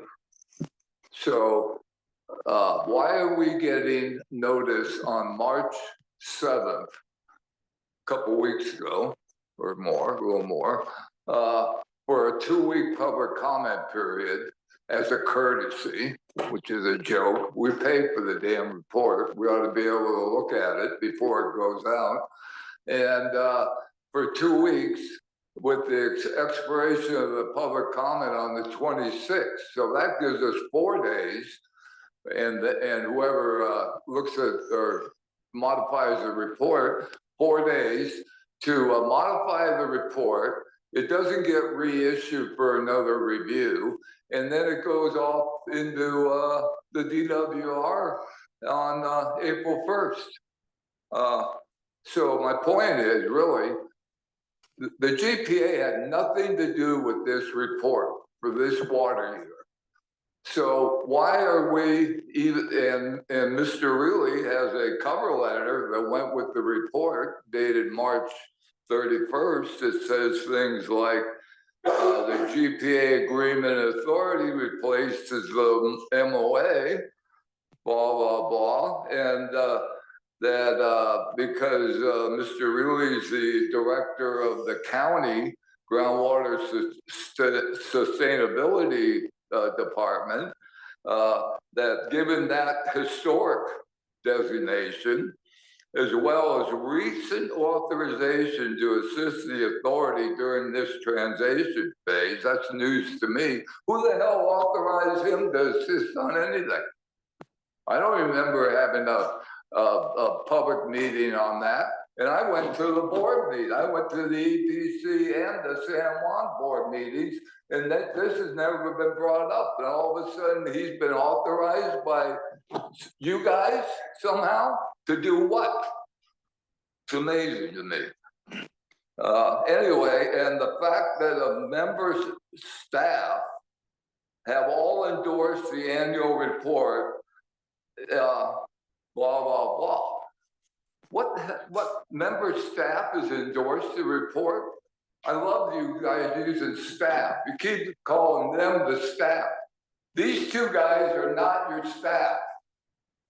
They're not paid by you, they're paid by the county. Mr. Blakesley, I believe, is a consultant, but we're paying both of them. Thank you, Mr. Powell.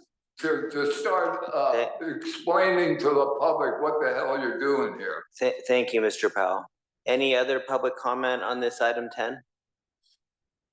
Any online, Mr. Blakesley?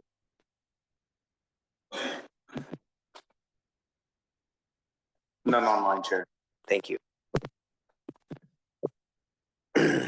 Any discussion on the board here? I'd entertain a motion to ratify this report.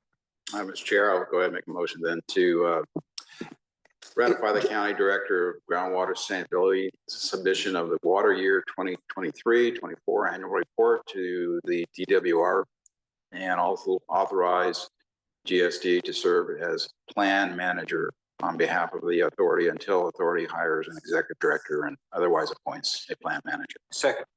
And that second point may be actually unnecessary because it's contained in the JPA document, but we'll take it anyway. I have a motion and a second. All in favor? Aye. Aye. Any opposed or abstentions? None. Okay.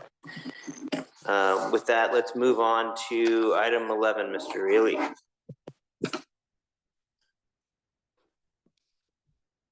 Thank you, Chair. This is just a quick update. This is a quick update on the status of the rate study. This rate study has been underway now for a number of months. It is nearing completion. It's still probably three weeks away from being completed. But we wanted to share with you and the public some information that I think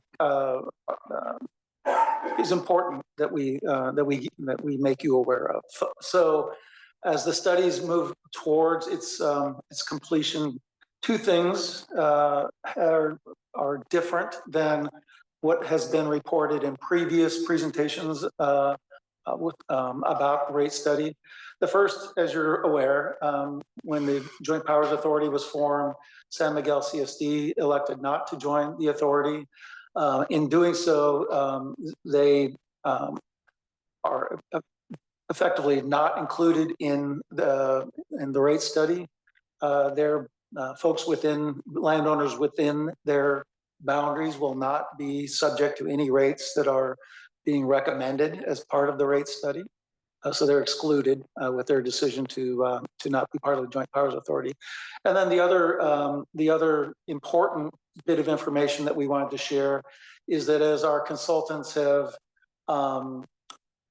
really focused on developing the science around the basis for assessing fees.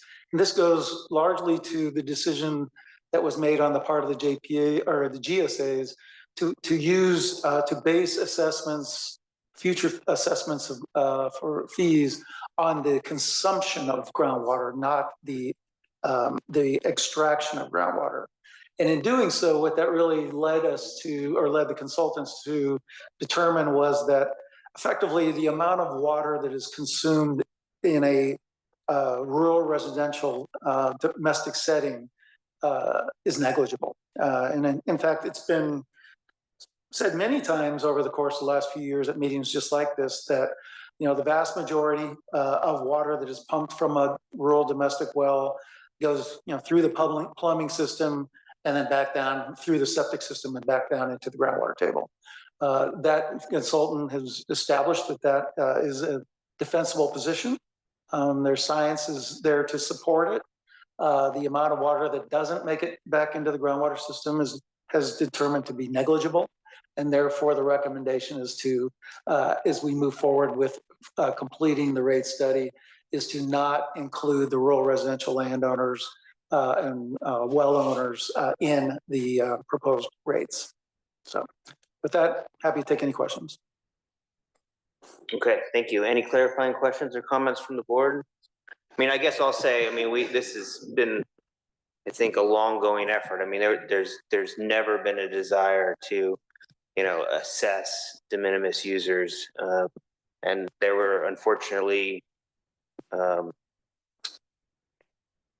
challenges and instances where it appeared that would be required by state law. And it's very gratifying that that's not the case, and that we've established the rationale for a rate structure that's equitable and that charges the larger users for the solutions we intend to implement here. So thank you, Mr. Reilly.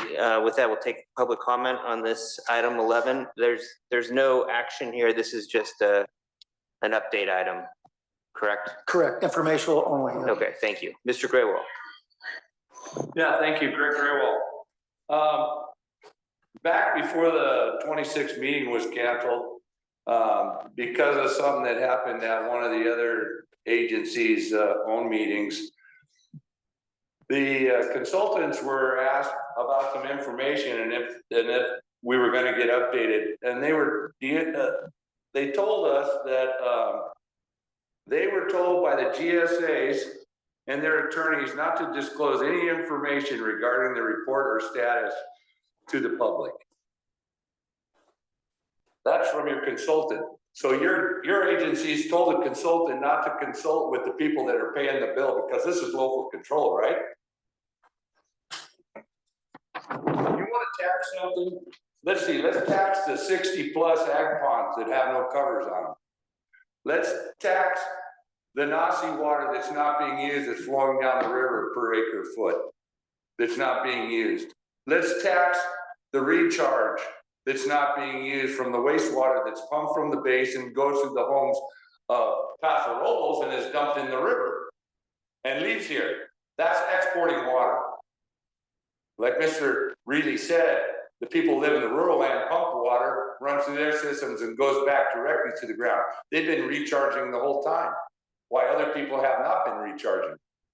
You're measuring by ET your use, but you're not measuring what you're pumping from the ground into your ponds or what's leaving. You got half of the equation. So before you do any kind of extraction fees, you have to have penalties on all the waste. You have more waste than you have anything else. You would have spent money on recharge from stormwater instead of the empty $3.5 million pipe from the waste deal for blended water that wasn't going to happen because of contamination. You might have come up with something different instead of trying to kick the can down the road until 2039, when all of a sudden you're going to figure out what's going to go on, and magically we'll fix it by 2040. And that's all this has ever been: kick the can down the road. Let's do some projects, and let's spend all this money that's grant money, that's OPM, other people's money. It's not your money. You guys haven't reached in your pocket one time. Thank you, Mr. Graywell. Mr. Paul Hoover, that's good. They're starting it quicker now, get me to shut up quicker. This is the biggest item of the evening. It's one thing that already hasn't been decided yet. Everything else tonight, you can tell we're just moving through it. You know, we got a lot of no water tax signs up there on the roads, and my daddy used to say, careful what you wish for. Guess you all got to go home and take them down, those of you that are just domestic well users, because you don't need to vote anymore. I was stupid in telling this group, I even questioned Blair on it one time, why the hell are we getting all the residents involved, getting them all worked up over how much money we're going to charge them? And he told me because we have to. I understood that. I'm like, yeah, I guess that does make sense. Out of 5,000 parcels, 4,000 of you aren't ag users. 1,000 of us are. So we just eliminated 4,000 votes. I don't think you should be charged for the money we're spending to figure out where the water's going. I'm a little scared, as you can tell tonight, that if there's no money being charged, maybe you're not going to be involved in the process. That worries the hell out of me, because we're right about that date coming, this ticking. So this item is getting kicked down the road. We're eventually going to pass a budget of what we're going to do somewhere, by the way, between $2 million a year now and $5 million a year and more on down the road. The only thing that makes any damn sense, if somebody can tell me otherwise, I could sit through meetings till the cows come home. If we don't start motivating the vineyards to use less water, this problem ain't going nowhere. And I'm one of them. Now, again, I'll state it again so y'all understand the math. This budget they're about to pass, like they passed every damn thing else that they've done so far, is going to charge $50 an acre foot, no matter how many acre feet you pump. I can pump 4 acre feet, even though I'm pumping 1. Makes no damn sense. And if you don't think pumping acre feet results in more grapes growing, then they ought to put another seminar out teaching you what the hell's going on. Jerry Lower's probably gonna call me up tomorrow and kick my ass because I've been up here spouting off tonight, and I respect the crap out of him. But the reality is, you know, we got to get real. They have a tough ass job, because if they tell the growers, by God, you get the first acre foot for this, and the next acre foot it's going to cost this, and the next acre foot it's going to cost this, I wouldn't want to walk in Matt's shoes for 1 minute, because he manages thousands of acres that need those acre feet. There's no solution right now, guys. This is a tough gig and my time's running up, but please don't vote on a budget that locks you in for 5 years and doesn't allow you to go back and charge the growers what you're going to need to charge them. Thank you. Thank you. Ms. Myrie. Thank you. Along with other members of my family, we have been irrigating and raising cattle in Shandon for about 100 years. Actually, if you count my great uncle, quite a bit longer than that. But there are two, well, first of all, I have a couple of issues here. One, I'm sure the committee has discussed perhaps what the charge would be acre by acre foot, but I don't know what that is. And as an irrigator, there are probably, I don't have the county records, but maybe a couple of thousand acres in the Paso Robles Basin that is irrigated that is not grapes. And we've been irrigating those crops for 100 years continuously. We have historical use.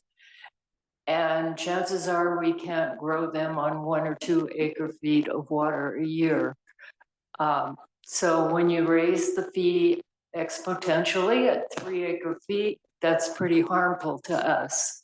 The other thing is I'm looking at my grazing land and thinking, we are not defined as de minimis users by the state of California, but we are de minimis users. We might use an acre foot of water for 500 acres, 700 acres. We're much more efficient than a homeowner because cattle run in this country, maybe 1 pair in 10 acres or even greater acreage. So those are things I hope that the rate committee will consider when they're talking about charges.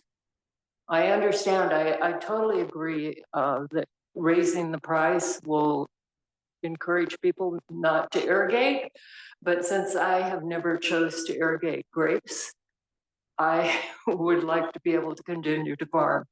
Thank you. Thank you. Ms. Natro.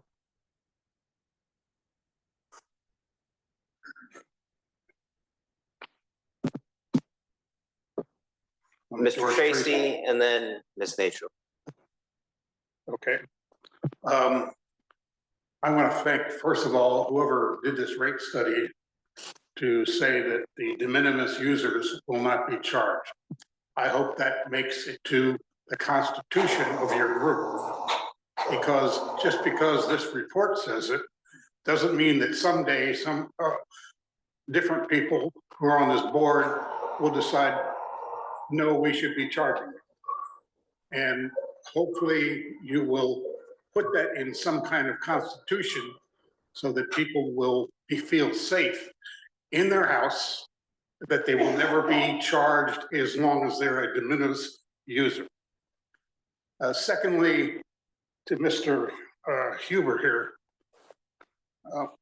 the grapes that I grow on my land, I only have like 7. I use them basically for making jelly. They are perfect for that because I don't irrigate them.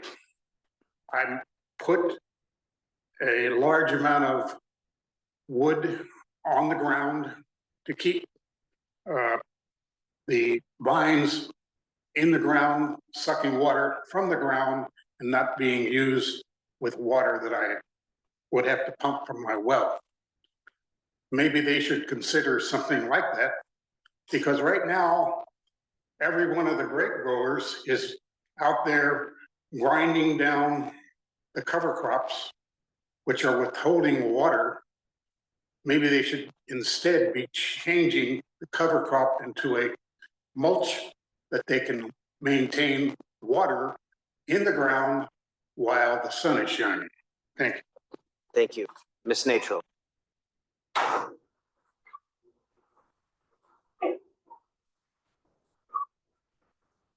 Candy Natural Templeton, I really like your idea. I have friends that dry farm and the wine is exceptional. I also share, Jay Rohr is my neighbor that's sucking all the water out of one of my 3 wells. I know. I just want you to know that I believe in a heavy rate study.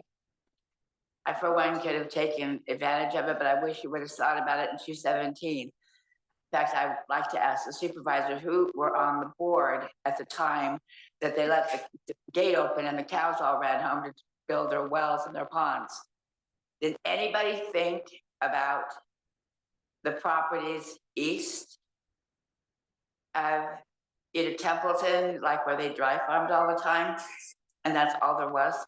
And I'm thinking that nobody did because I'm getting sucked dry. As you all know, I have 3 dry wells and I still have 3 dry wells. So that was my comment, just to let you know there's no update. But I wish they would have charged, because maybe the county could have loaned me some money so that I could get a new well, or at least get on the safer program and have some response that way. But that's all my information. Thank you.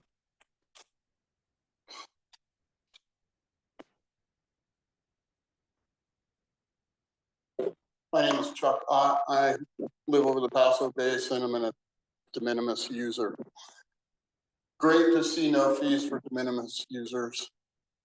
The wording is very important. As you guys put rate studies together and everything else, make it in perpetuity so that 2, 3, 5 years down the road, a majority of the board can't sit here and make a decision that we're now going to charge the de minimis users. So how you create this and how you're creating this JPA, put strong enough wording in there so that it can't come back and bite all of us later on down the road.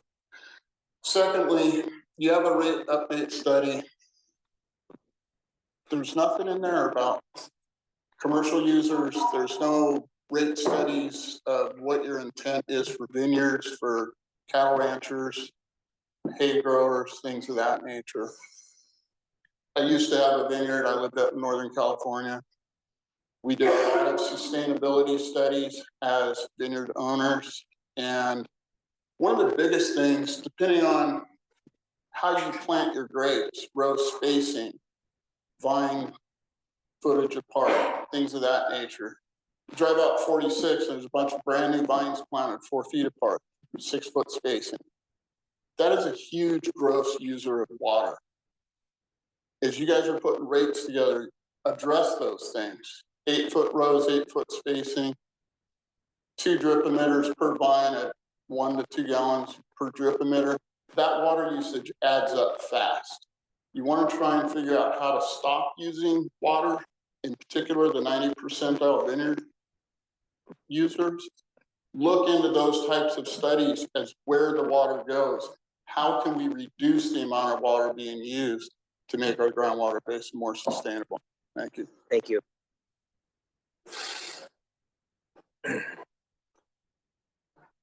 Excuse me, Murray.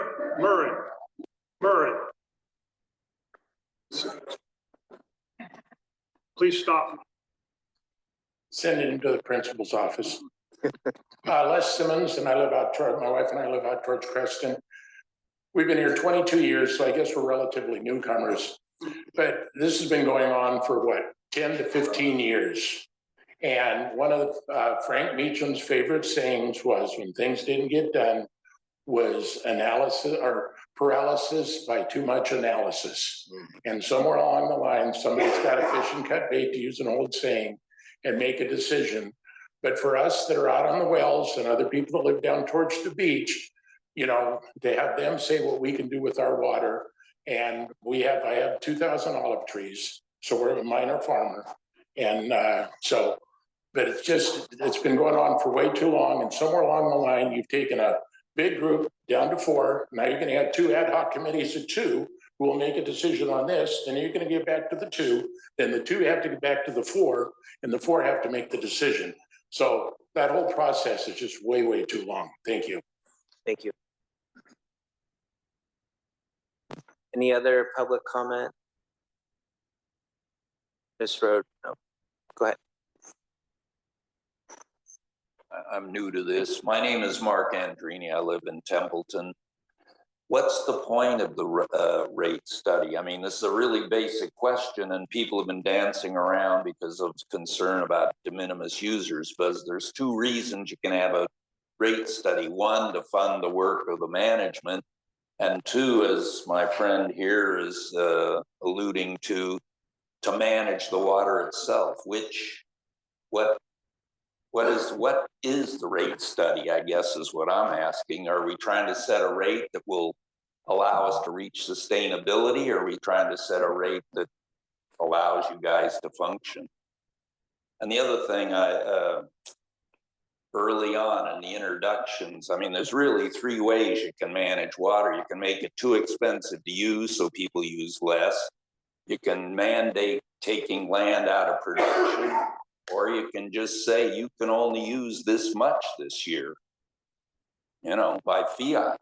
I don't know what you're proposing to do, but we should be thinking about which strategies you want to use. There's really no other choice. Thank you. Ms. Roden.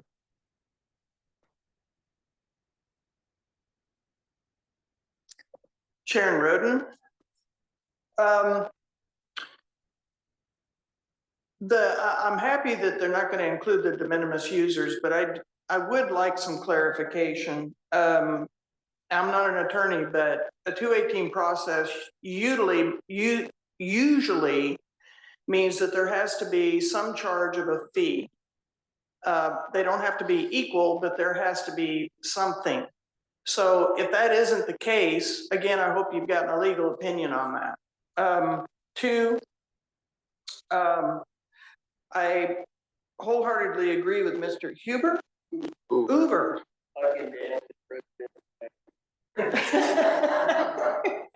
Thank you. With the de minimis users, how much is that? Is it 2 acre-feet per acre, per parcel? An acre-foot a parcel? I'm just wanting to hear some definitions on that. And my concern also is that when you create a loophole for 1 individual or 4,000 individuals, do they lose their water rights? Is that is that a possibility? If everyone else is paying a fee and they are not, do they somehow lose their ability to utilize that water at some point? That would be a concern. I also wonder why we aren't including, and I don't know if it has been included for rates, depth, extraction amount.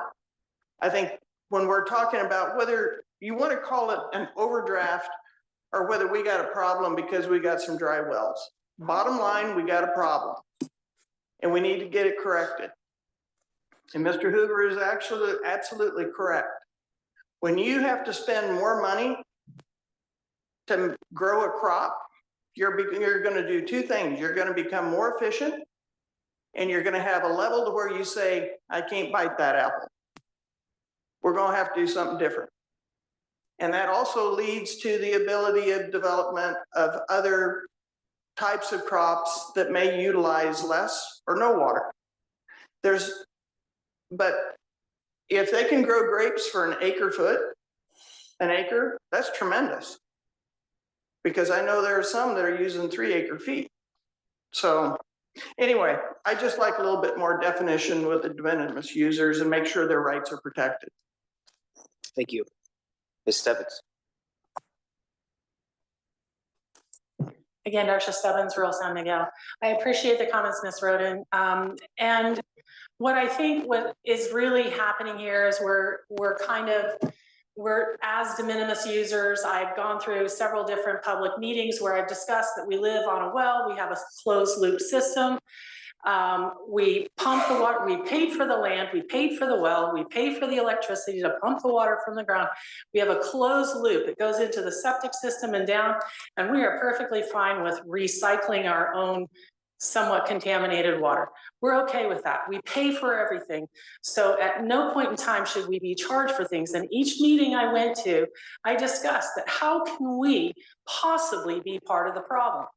And yet we're being charged. And I was at the Board of Supervisors meeting with Mr. Reilly saying, no, we checked with the state and we must have every single person overlying the basin be charged. And that was the statement then. And I'm wondering what changed, because now that there are no water tax signs all over the place, I went past 4 of them on my way in here. Now that there are signs all over the place, it seems to me that we're not just talking about water. We're talking about charges, and we're talking about study after study after study after study. How many more studies do we need? What we're really talking about is not just the water itself, we're talking about the water rights. And when it comes to the water rights, it's like carbon credits. Oh, I can get a credit for the Congo not burning down their trees, but at no point in time does it actually produce more water. If water's the problem, why aren't we producing more water? Is that what the study's for? No, the study is just to try to penalize or incentivize, depending on your side you're talking, whether or not they should use water or not use water. And then they should pay someone else to manage their usage of their water. Seems to me this whole idea of equity and equitable use and the fair share, who decides what the fair share is? So what I want to see with this rate study is what we can actually do to produce more water or to collect water, or to have, instead of runoff during the times where we have more rainfall, instead of having runoff down the beautiful Salinas River to the north, that we could be collecting water, saving water, and that the vineyards, the vineyard that I owned was a dry farm vineyard. Maybe we would irrigate once or twice, but it's dry farmed, and it's amazing the quality of the grapes. So if it's just going to be about a rate study, we already have lots of studies. I'm not sure that I would be willing, even if I'm included, let's do something about it rather than studying the problem. Thank you. Any other public comment on this item 11? Mr. Powell.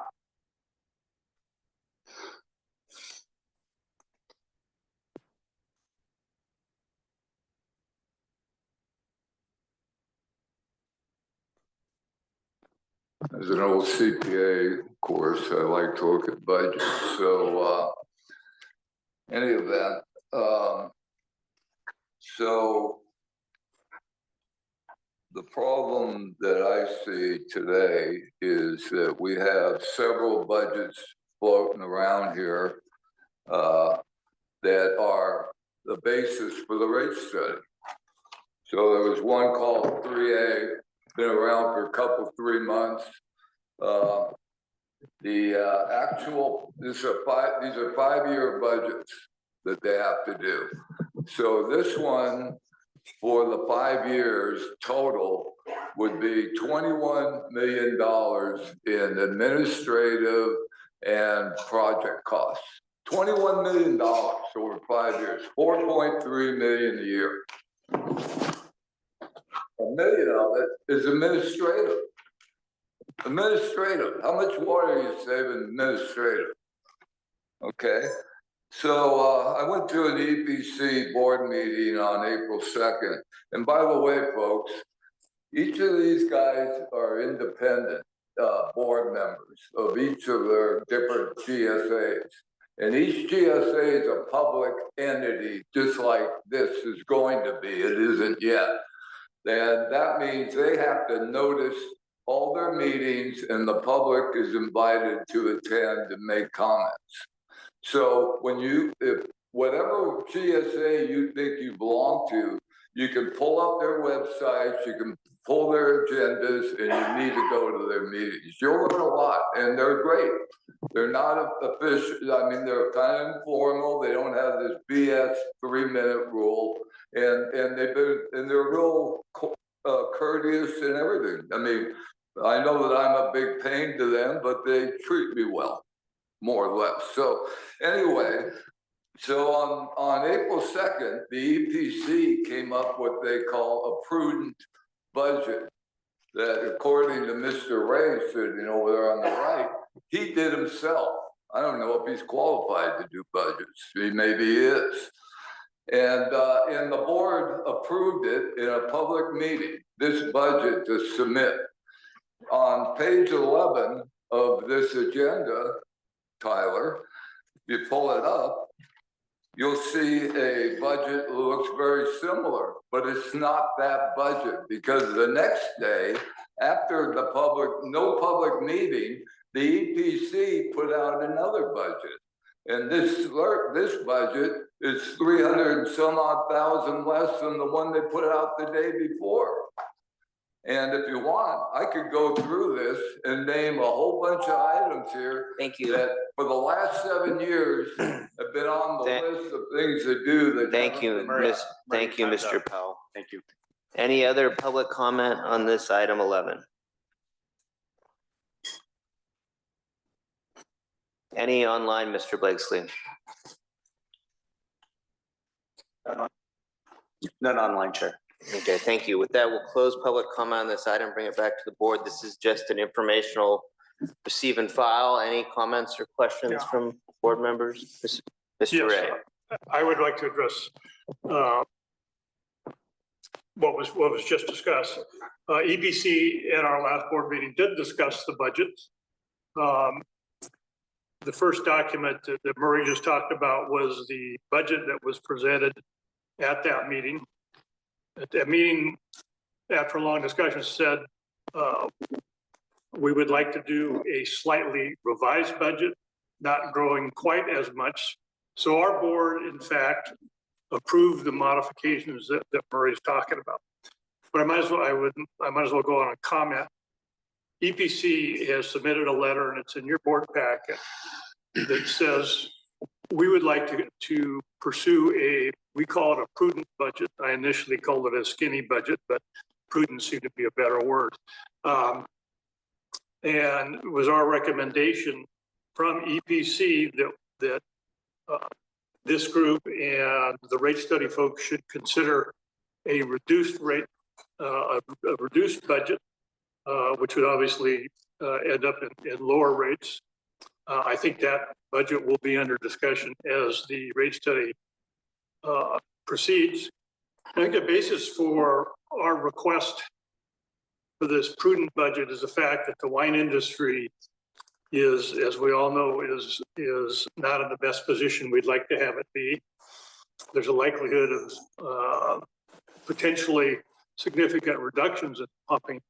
And that's why we call it a prudent budget, taking into account where the industry is likely to be, what that effect on the water extraction in the basin is going to be. And that's the reason we submitted the letter to the PBC asking for consideration with the ongoing discussions of the rate committee for that budget. Thank you, Mr. Ray. I'll make one comment too. So we're not considering any budgets today. There is a budget that was approved for use in the rate study for setting rates. That budget has not been adopted by this body as an actual budget for any fiscal year.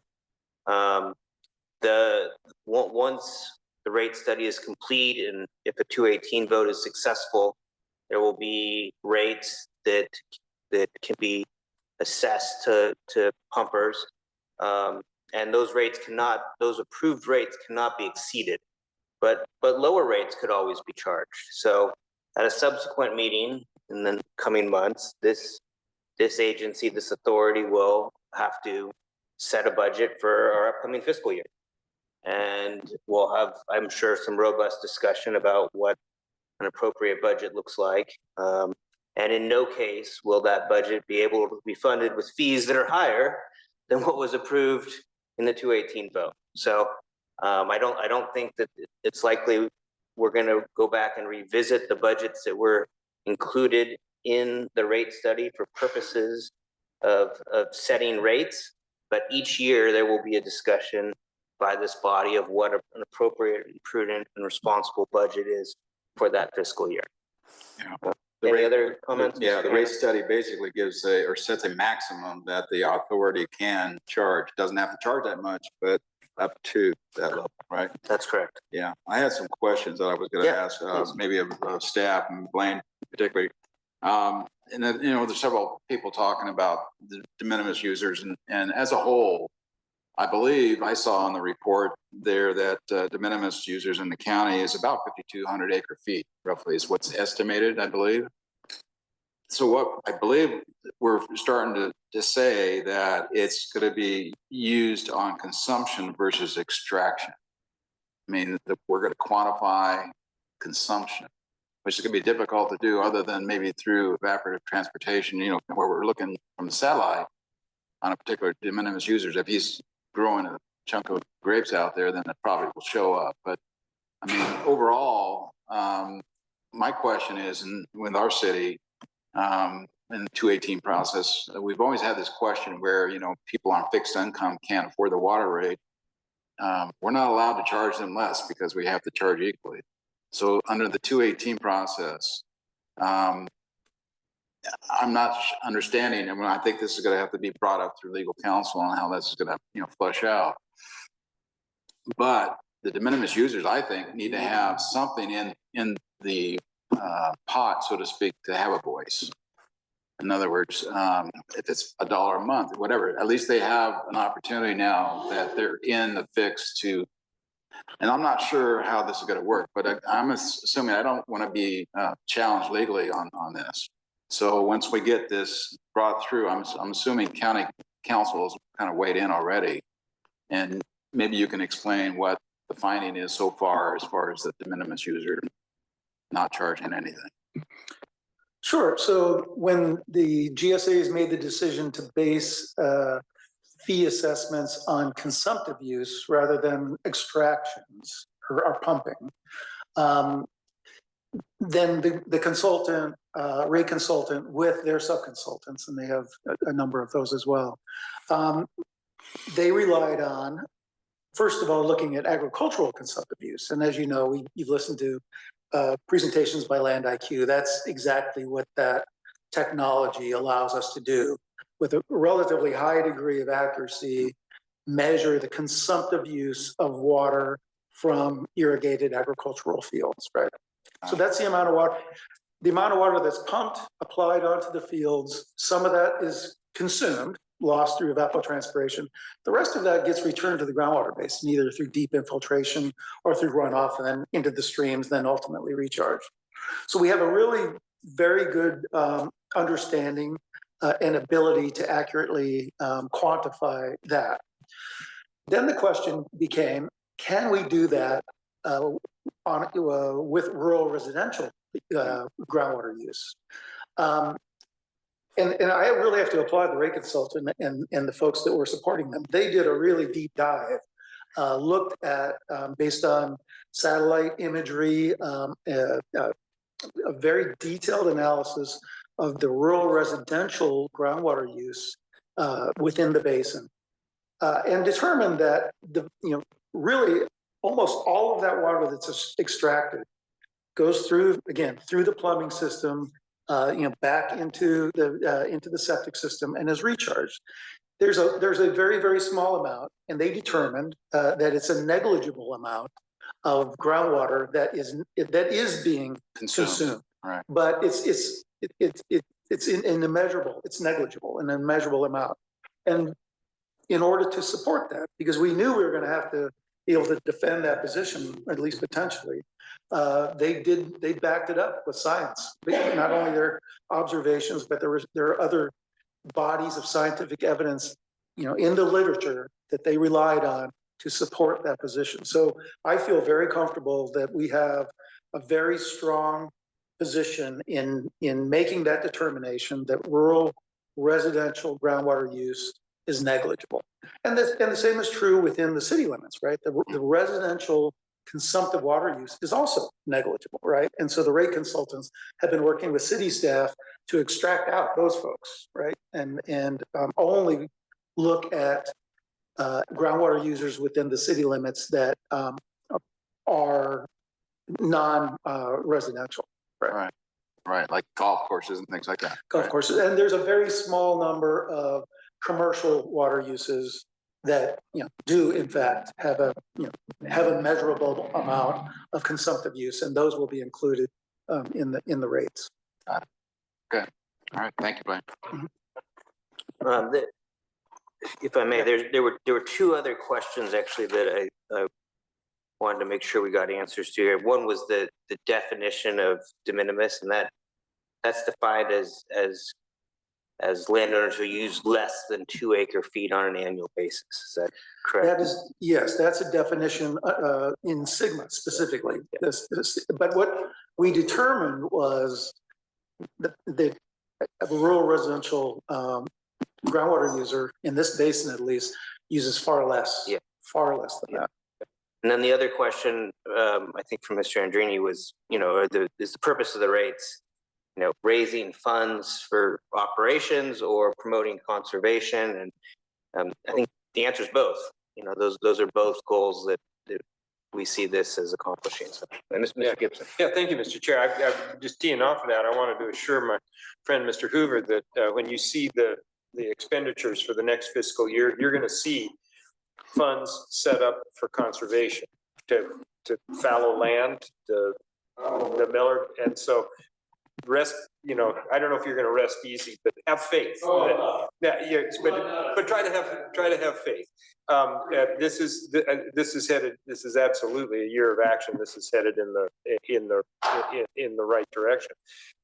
This is great news about the de minimis users. I'd only point out about de minimis users. While de minimis users are subject to Sigma, they are not subject to being actually regulated as to their groundwater use, as long as it stays under 2 acre-feet a year. It's a little bit of a mind bender here, but if you're under 2 acre-feet a year, you won't be in this frame charged for consumption. But Sigma also says we shall not demand that you pump a certain amount as long as you stay under the 2 acre-feet. So I think there's belt and suspenders there. Like I say, great news, and I, like Mr. Hammond, I wanted to be sure that we can defend this. My interrogation was of our county council, who was very solid that zero use for rural residential users works. So again, when we get to actually proposing a series of rates that have to be subject to 218. All of this has got to be documented with what we're going to use it for, what the maximum amount we can. And as has been discussed here, if in a particular year we're going to use, budget less than that, we can set rates less than the maximum that. So I think we're very much headed in the right direction. Great. Well, with that, we'll receive and file. Thank you, Mr. Reilly. And let's move on to item 12, public comment for items not on the agenda. Miss.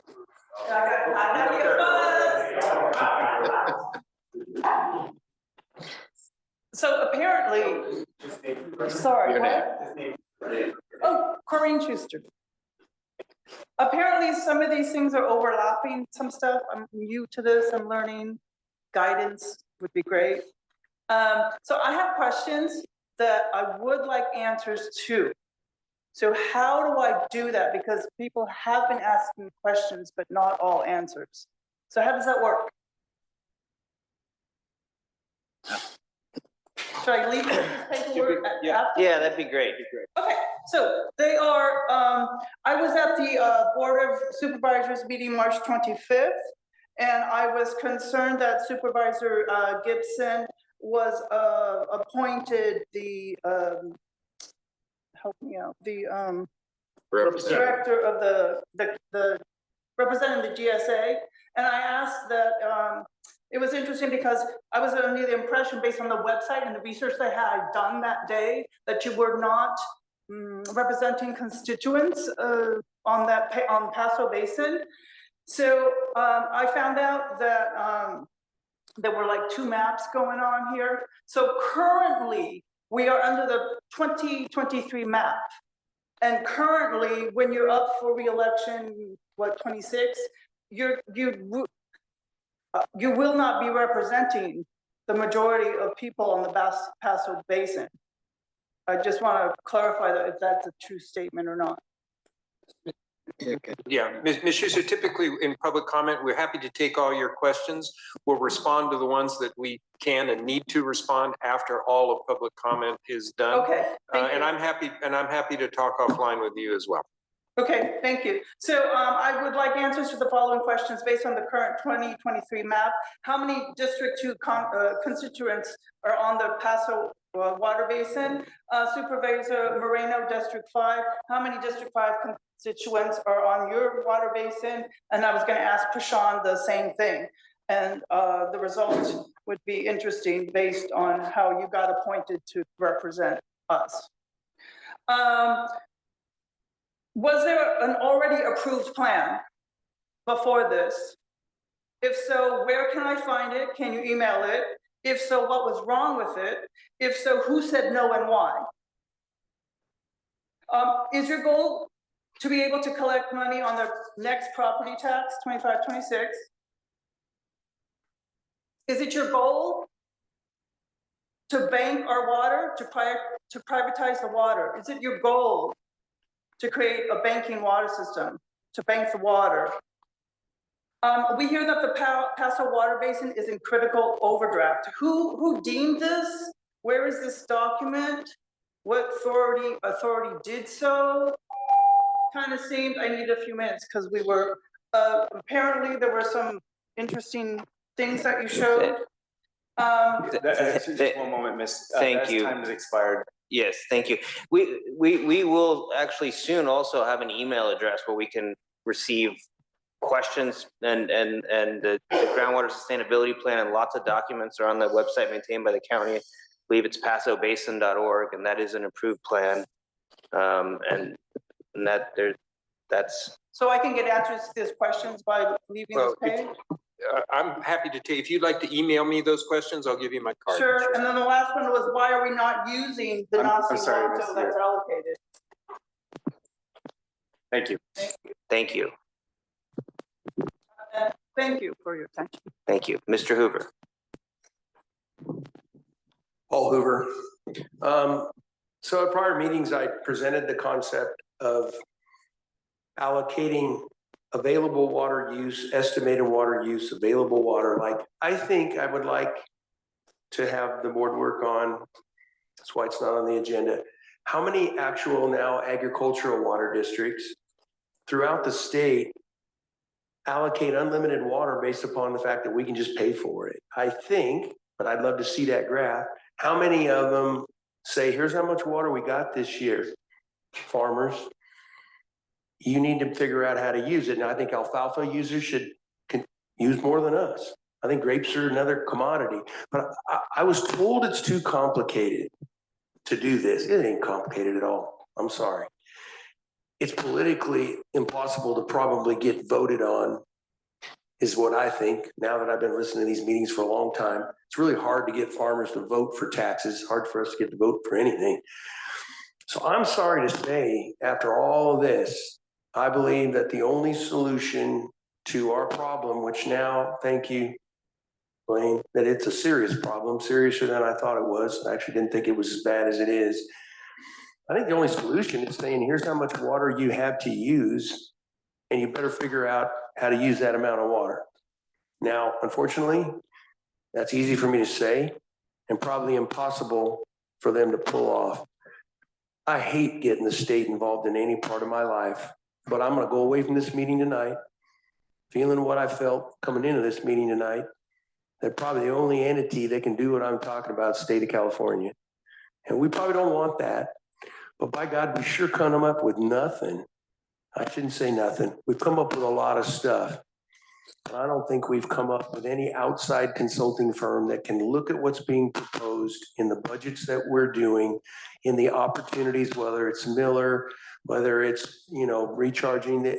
I'm not seeing anything. I'm just a farmer, but I don't see anything that we're going to accomplish our goals. So I just think we got to be a little bit honest about that right now. I feel sorry for these guys. Last thing in the world I like to do is get up here and hammer on them. I do feel bad. I got to go home, drink wine. I should have probably stayed home and drank wine. Yeah. So my yellow light's on. My wife said, you better watch what you say. Been married 46 years. I didn't watch what I say. I apologize. But by God, I think, Bruce, don't sit there and tell me that there's solutions in this, not real solutions. So I don't need you to tell me that, sir. You can tell me to call you. You can do all that. I want real solution, boys. Thank you for your time and thank you for your work. Thank you. Mr. Graywall. Yes, thank you, Greg Graywall. I live in the watershed and my property provides thousands of acre feet of water into the basin. I've been involved since 2012. I've been here since 2002. In 2014, I spoke with the DWR, and the DWR position was the best way to manage the basin. In their documents was to adjudicate the basin. But a majority of the people were fighting that because they didn't want their equal share. They wanted everybody's share. There's a thing called the correlative right. All you need to do is take the safe yield, divide the acres into it, and that's how much you get per acre. You get to grow what you want, well, that amount of water on what you have. This thing with the de minimis, it's not 3,000 or something. Half of that water that's in that section, this is why that annual report is so confusing for people. You don't include golf courses and small public water systems with residential users in the rural area. There are only about 1,500 acre feet being used. That's 3% of the water is being used by de minimis users. They're not part of the accident. The city and the rest of the guys. And then you want to always go to the farmer that he needs to stop doing something on his land while you're building more hotels and houses. And you're not using your supplemental water, which you're an appropriator. I'm an overlier. Overliers have the priority right. They drive the car. You sit in the back. You only get to use water from the basin if there's surplus. If you're claiming there's no surplus, you're not supposed to be using anything. That's the way the law is written. You want to follow the law. That's why you file prescription on the landowners out there to try to stop their rights from infringing on their land use. So none of this stuff is hard. and you can spend money on the things that will actually make a change and make it fair for everybody that needs to do something on their property. If you're gonna take away my rights to do something on my land, you better lower my taxes. I'll send you a bill for the water I recharge and you can pay me for what I'm bringing into the basin instead of what you're taking out. ET doesn't do anything but half of the equation, and it doesn't recharge. Figure it out. Thank you. Ms. Natro.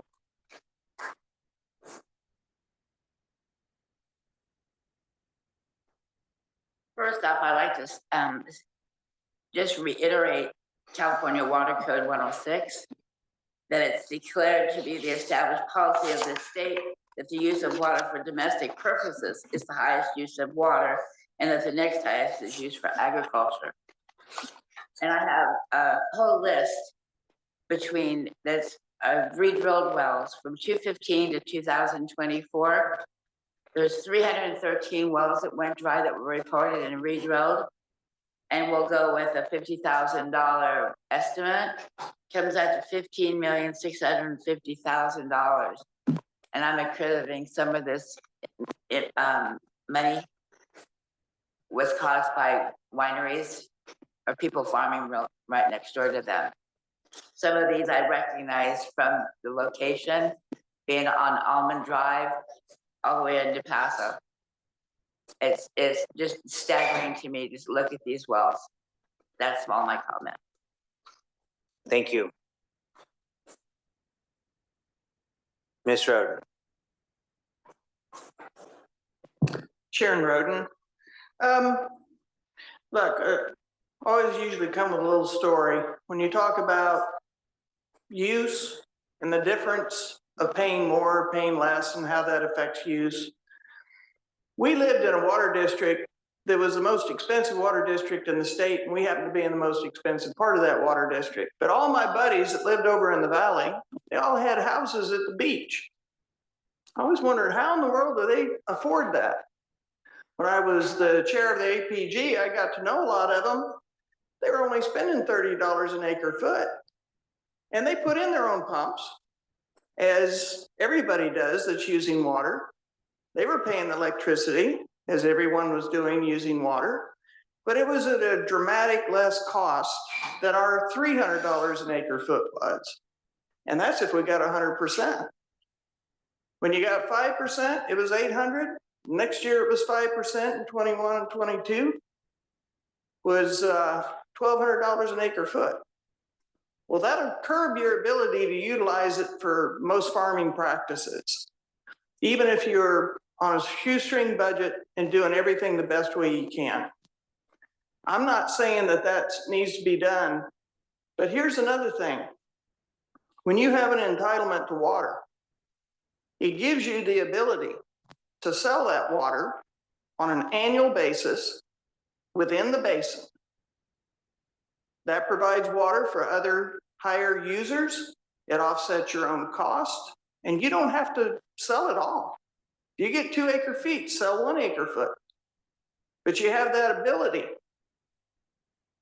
And it kind of levels out the playing field a little bit, and you retain water rights for everybody, even for fallowed land. You shouldn't lose your water rights.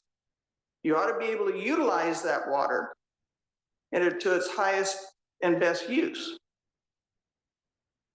I understand that's a little different when you're using water districts where every drop goes down a conveyance system.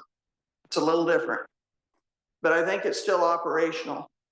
And it goes to help those who need the water and yet try to reach a compromise in recharging for those systems that have been lacking.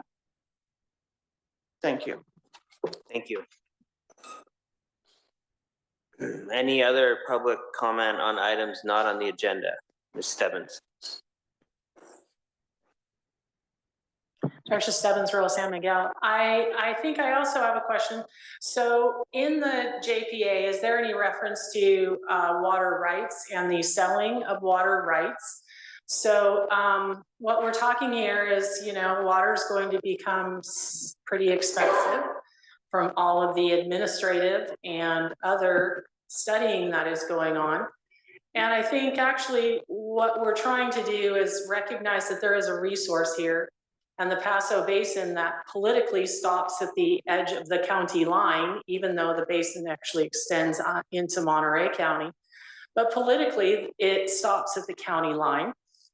And I think that the county has an ordinance referencing whether or not you can sell water. And I would like to have clarification, the joint powers agreement, if it's just going to be about purchasing water, which is essentially what's happening if people are just paying for their consumption, and there's not an intent to actually create more water, and it's just about managing something. And then if people are willing to pay more, I don't think that the issue here we have at hand is about people who have the ability to pay more for water. There are lots of people, billionaires, as we know, who are here ready and willing to pay for water. So what rights do the landowners have in this county? And that, whether they're de minimis users or not, we want to know, is it just going to be about buying water and having the cover crop as grapes or the cover crop as alfalfa or whatever it may be? Or are we all going to recognize that we are here as a community and we don't want our community resources to be sold to people who are not using those in our community and to be sold outside of that? Thank you. Thank you. Any other public comment on items not on the agenda? Mr. Powell.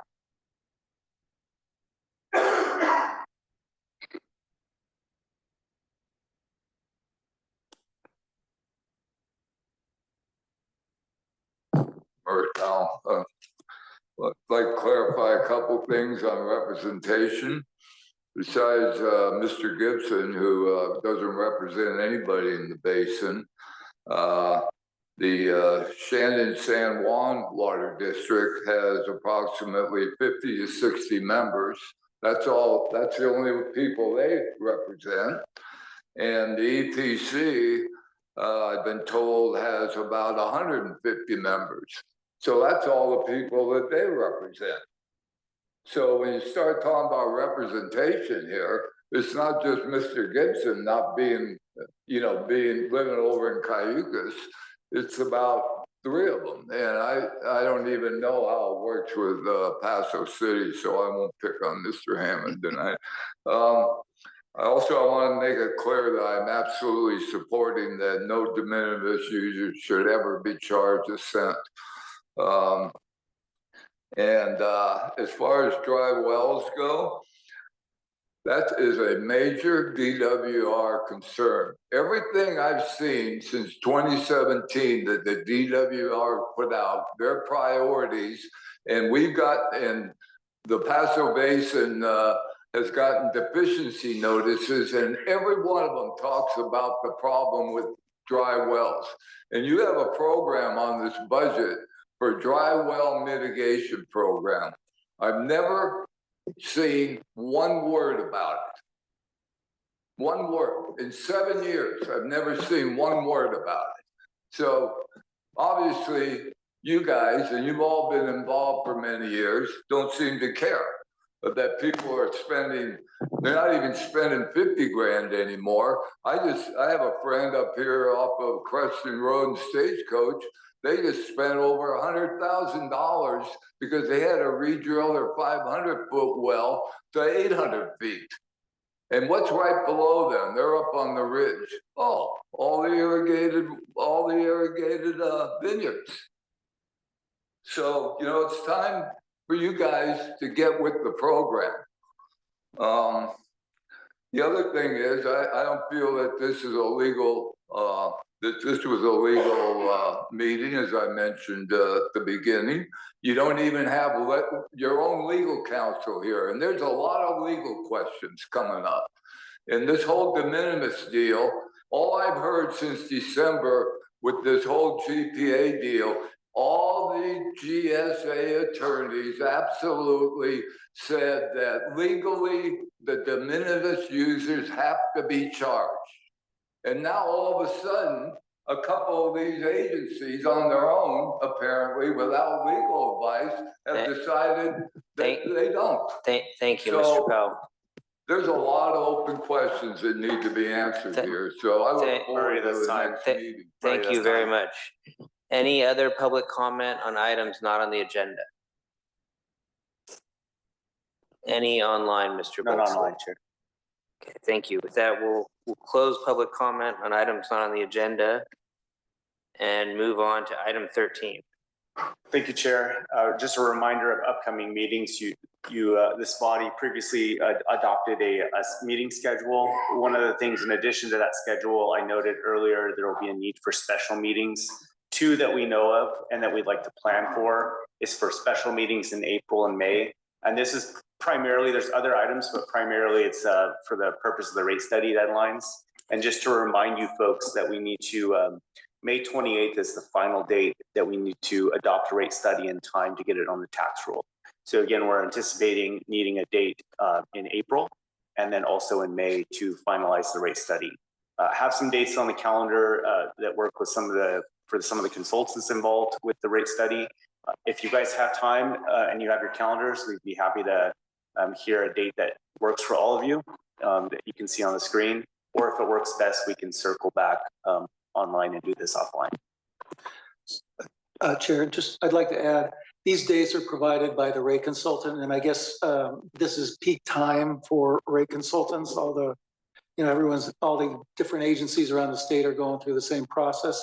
So this is just windows that consultant has available. So just make you aware of that.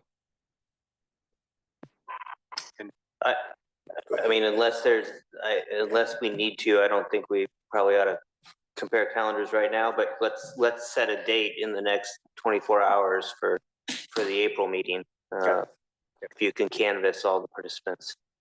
We'll have my office prioritize that. They can find the open spots. Yeah, I know Monday we're committed right now. I know on the 14th. And yeah. Okay, we'll follow up with you folks. Okay. I don't know if are you taking public comment on this item? Sure. Any public comment on this item 13? Any online? Item 14, any correspondence? We did receive one letter and it was referenced earlier by Director Ray. And it's included in the packet. Included in the packet. Okay, thank you. Item 15. Any, more question from my fellow board members, any items that we want to see agendized that haven't been discussed today? Okay. With that, we'll adjourn this meeting at 6:57. Thank you very much.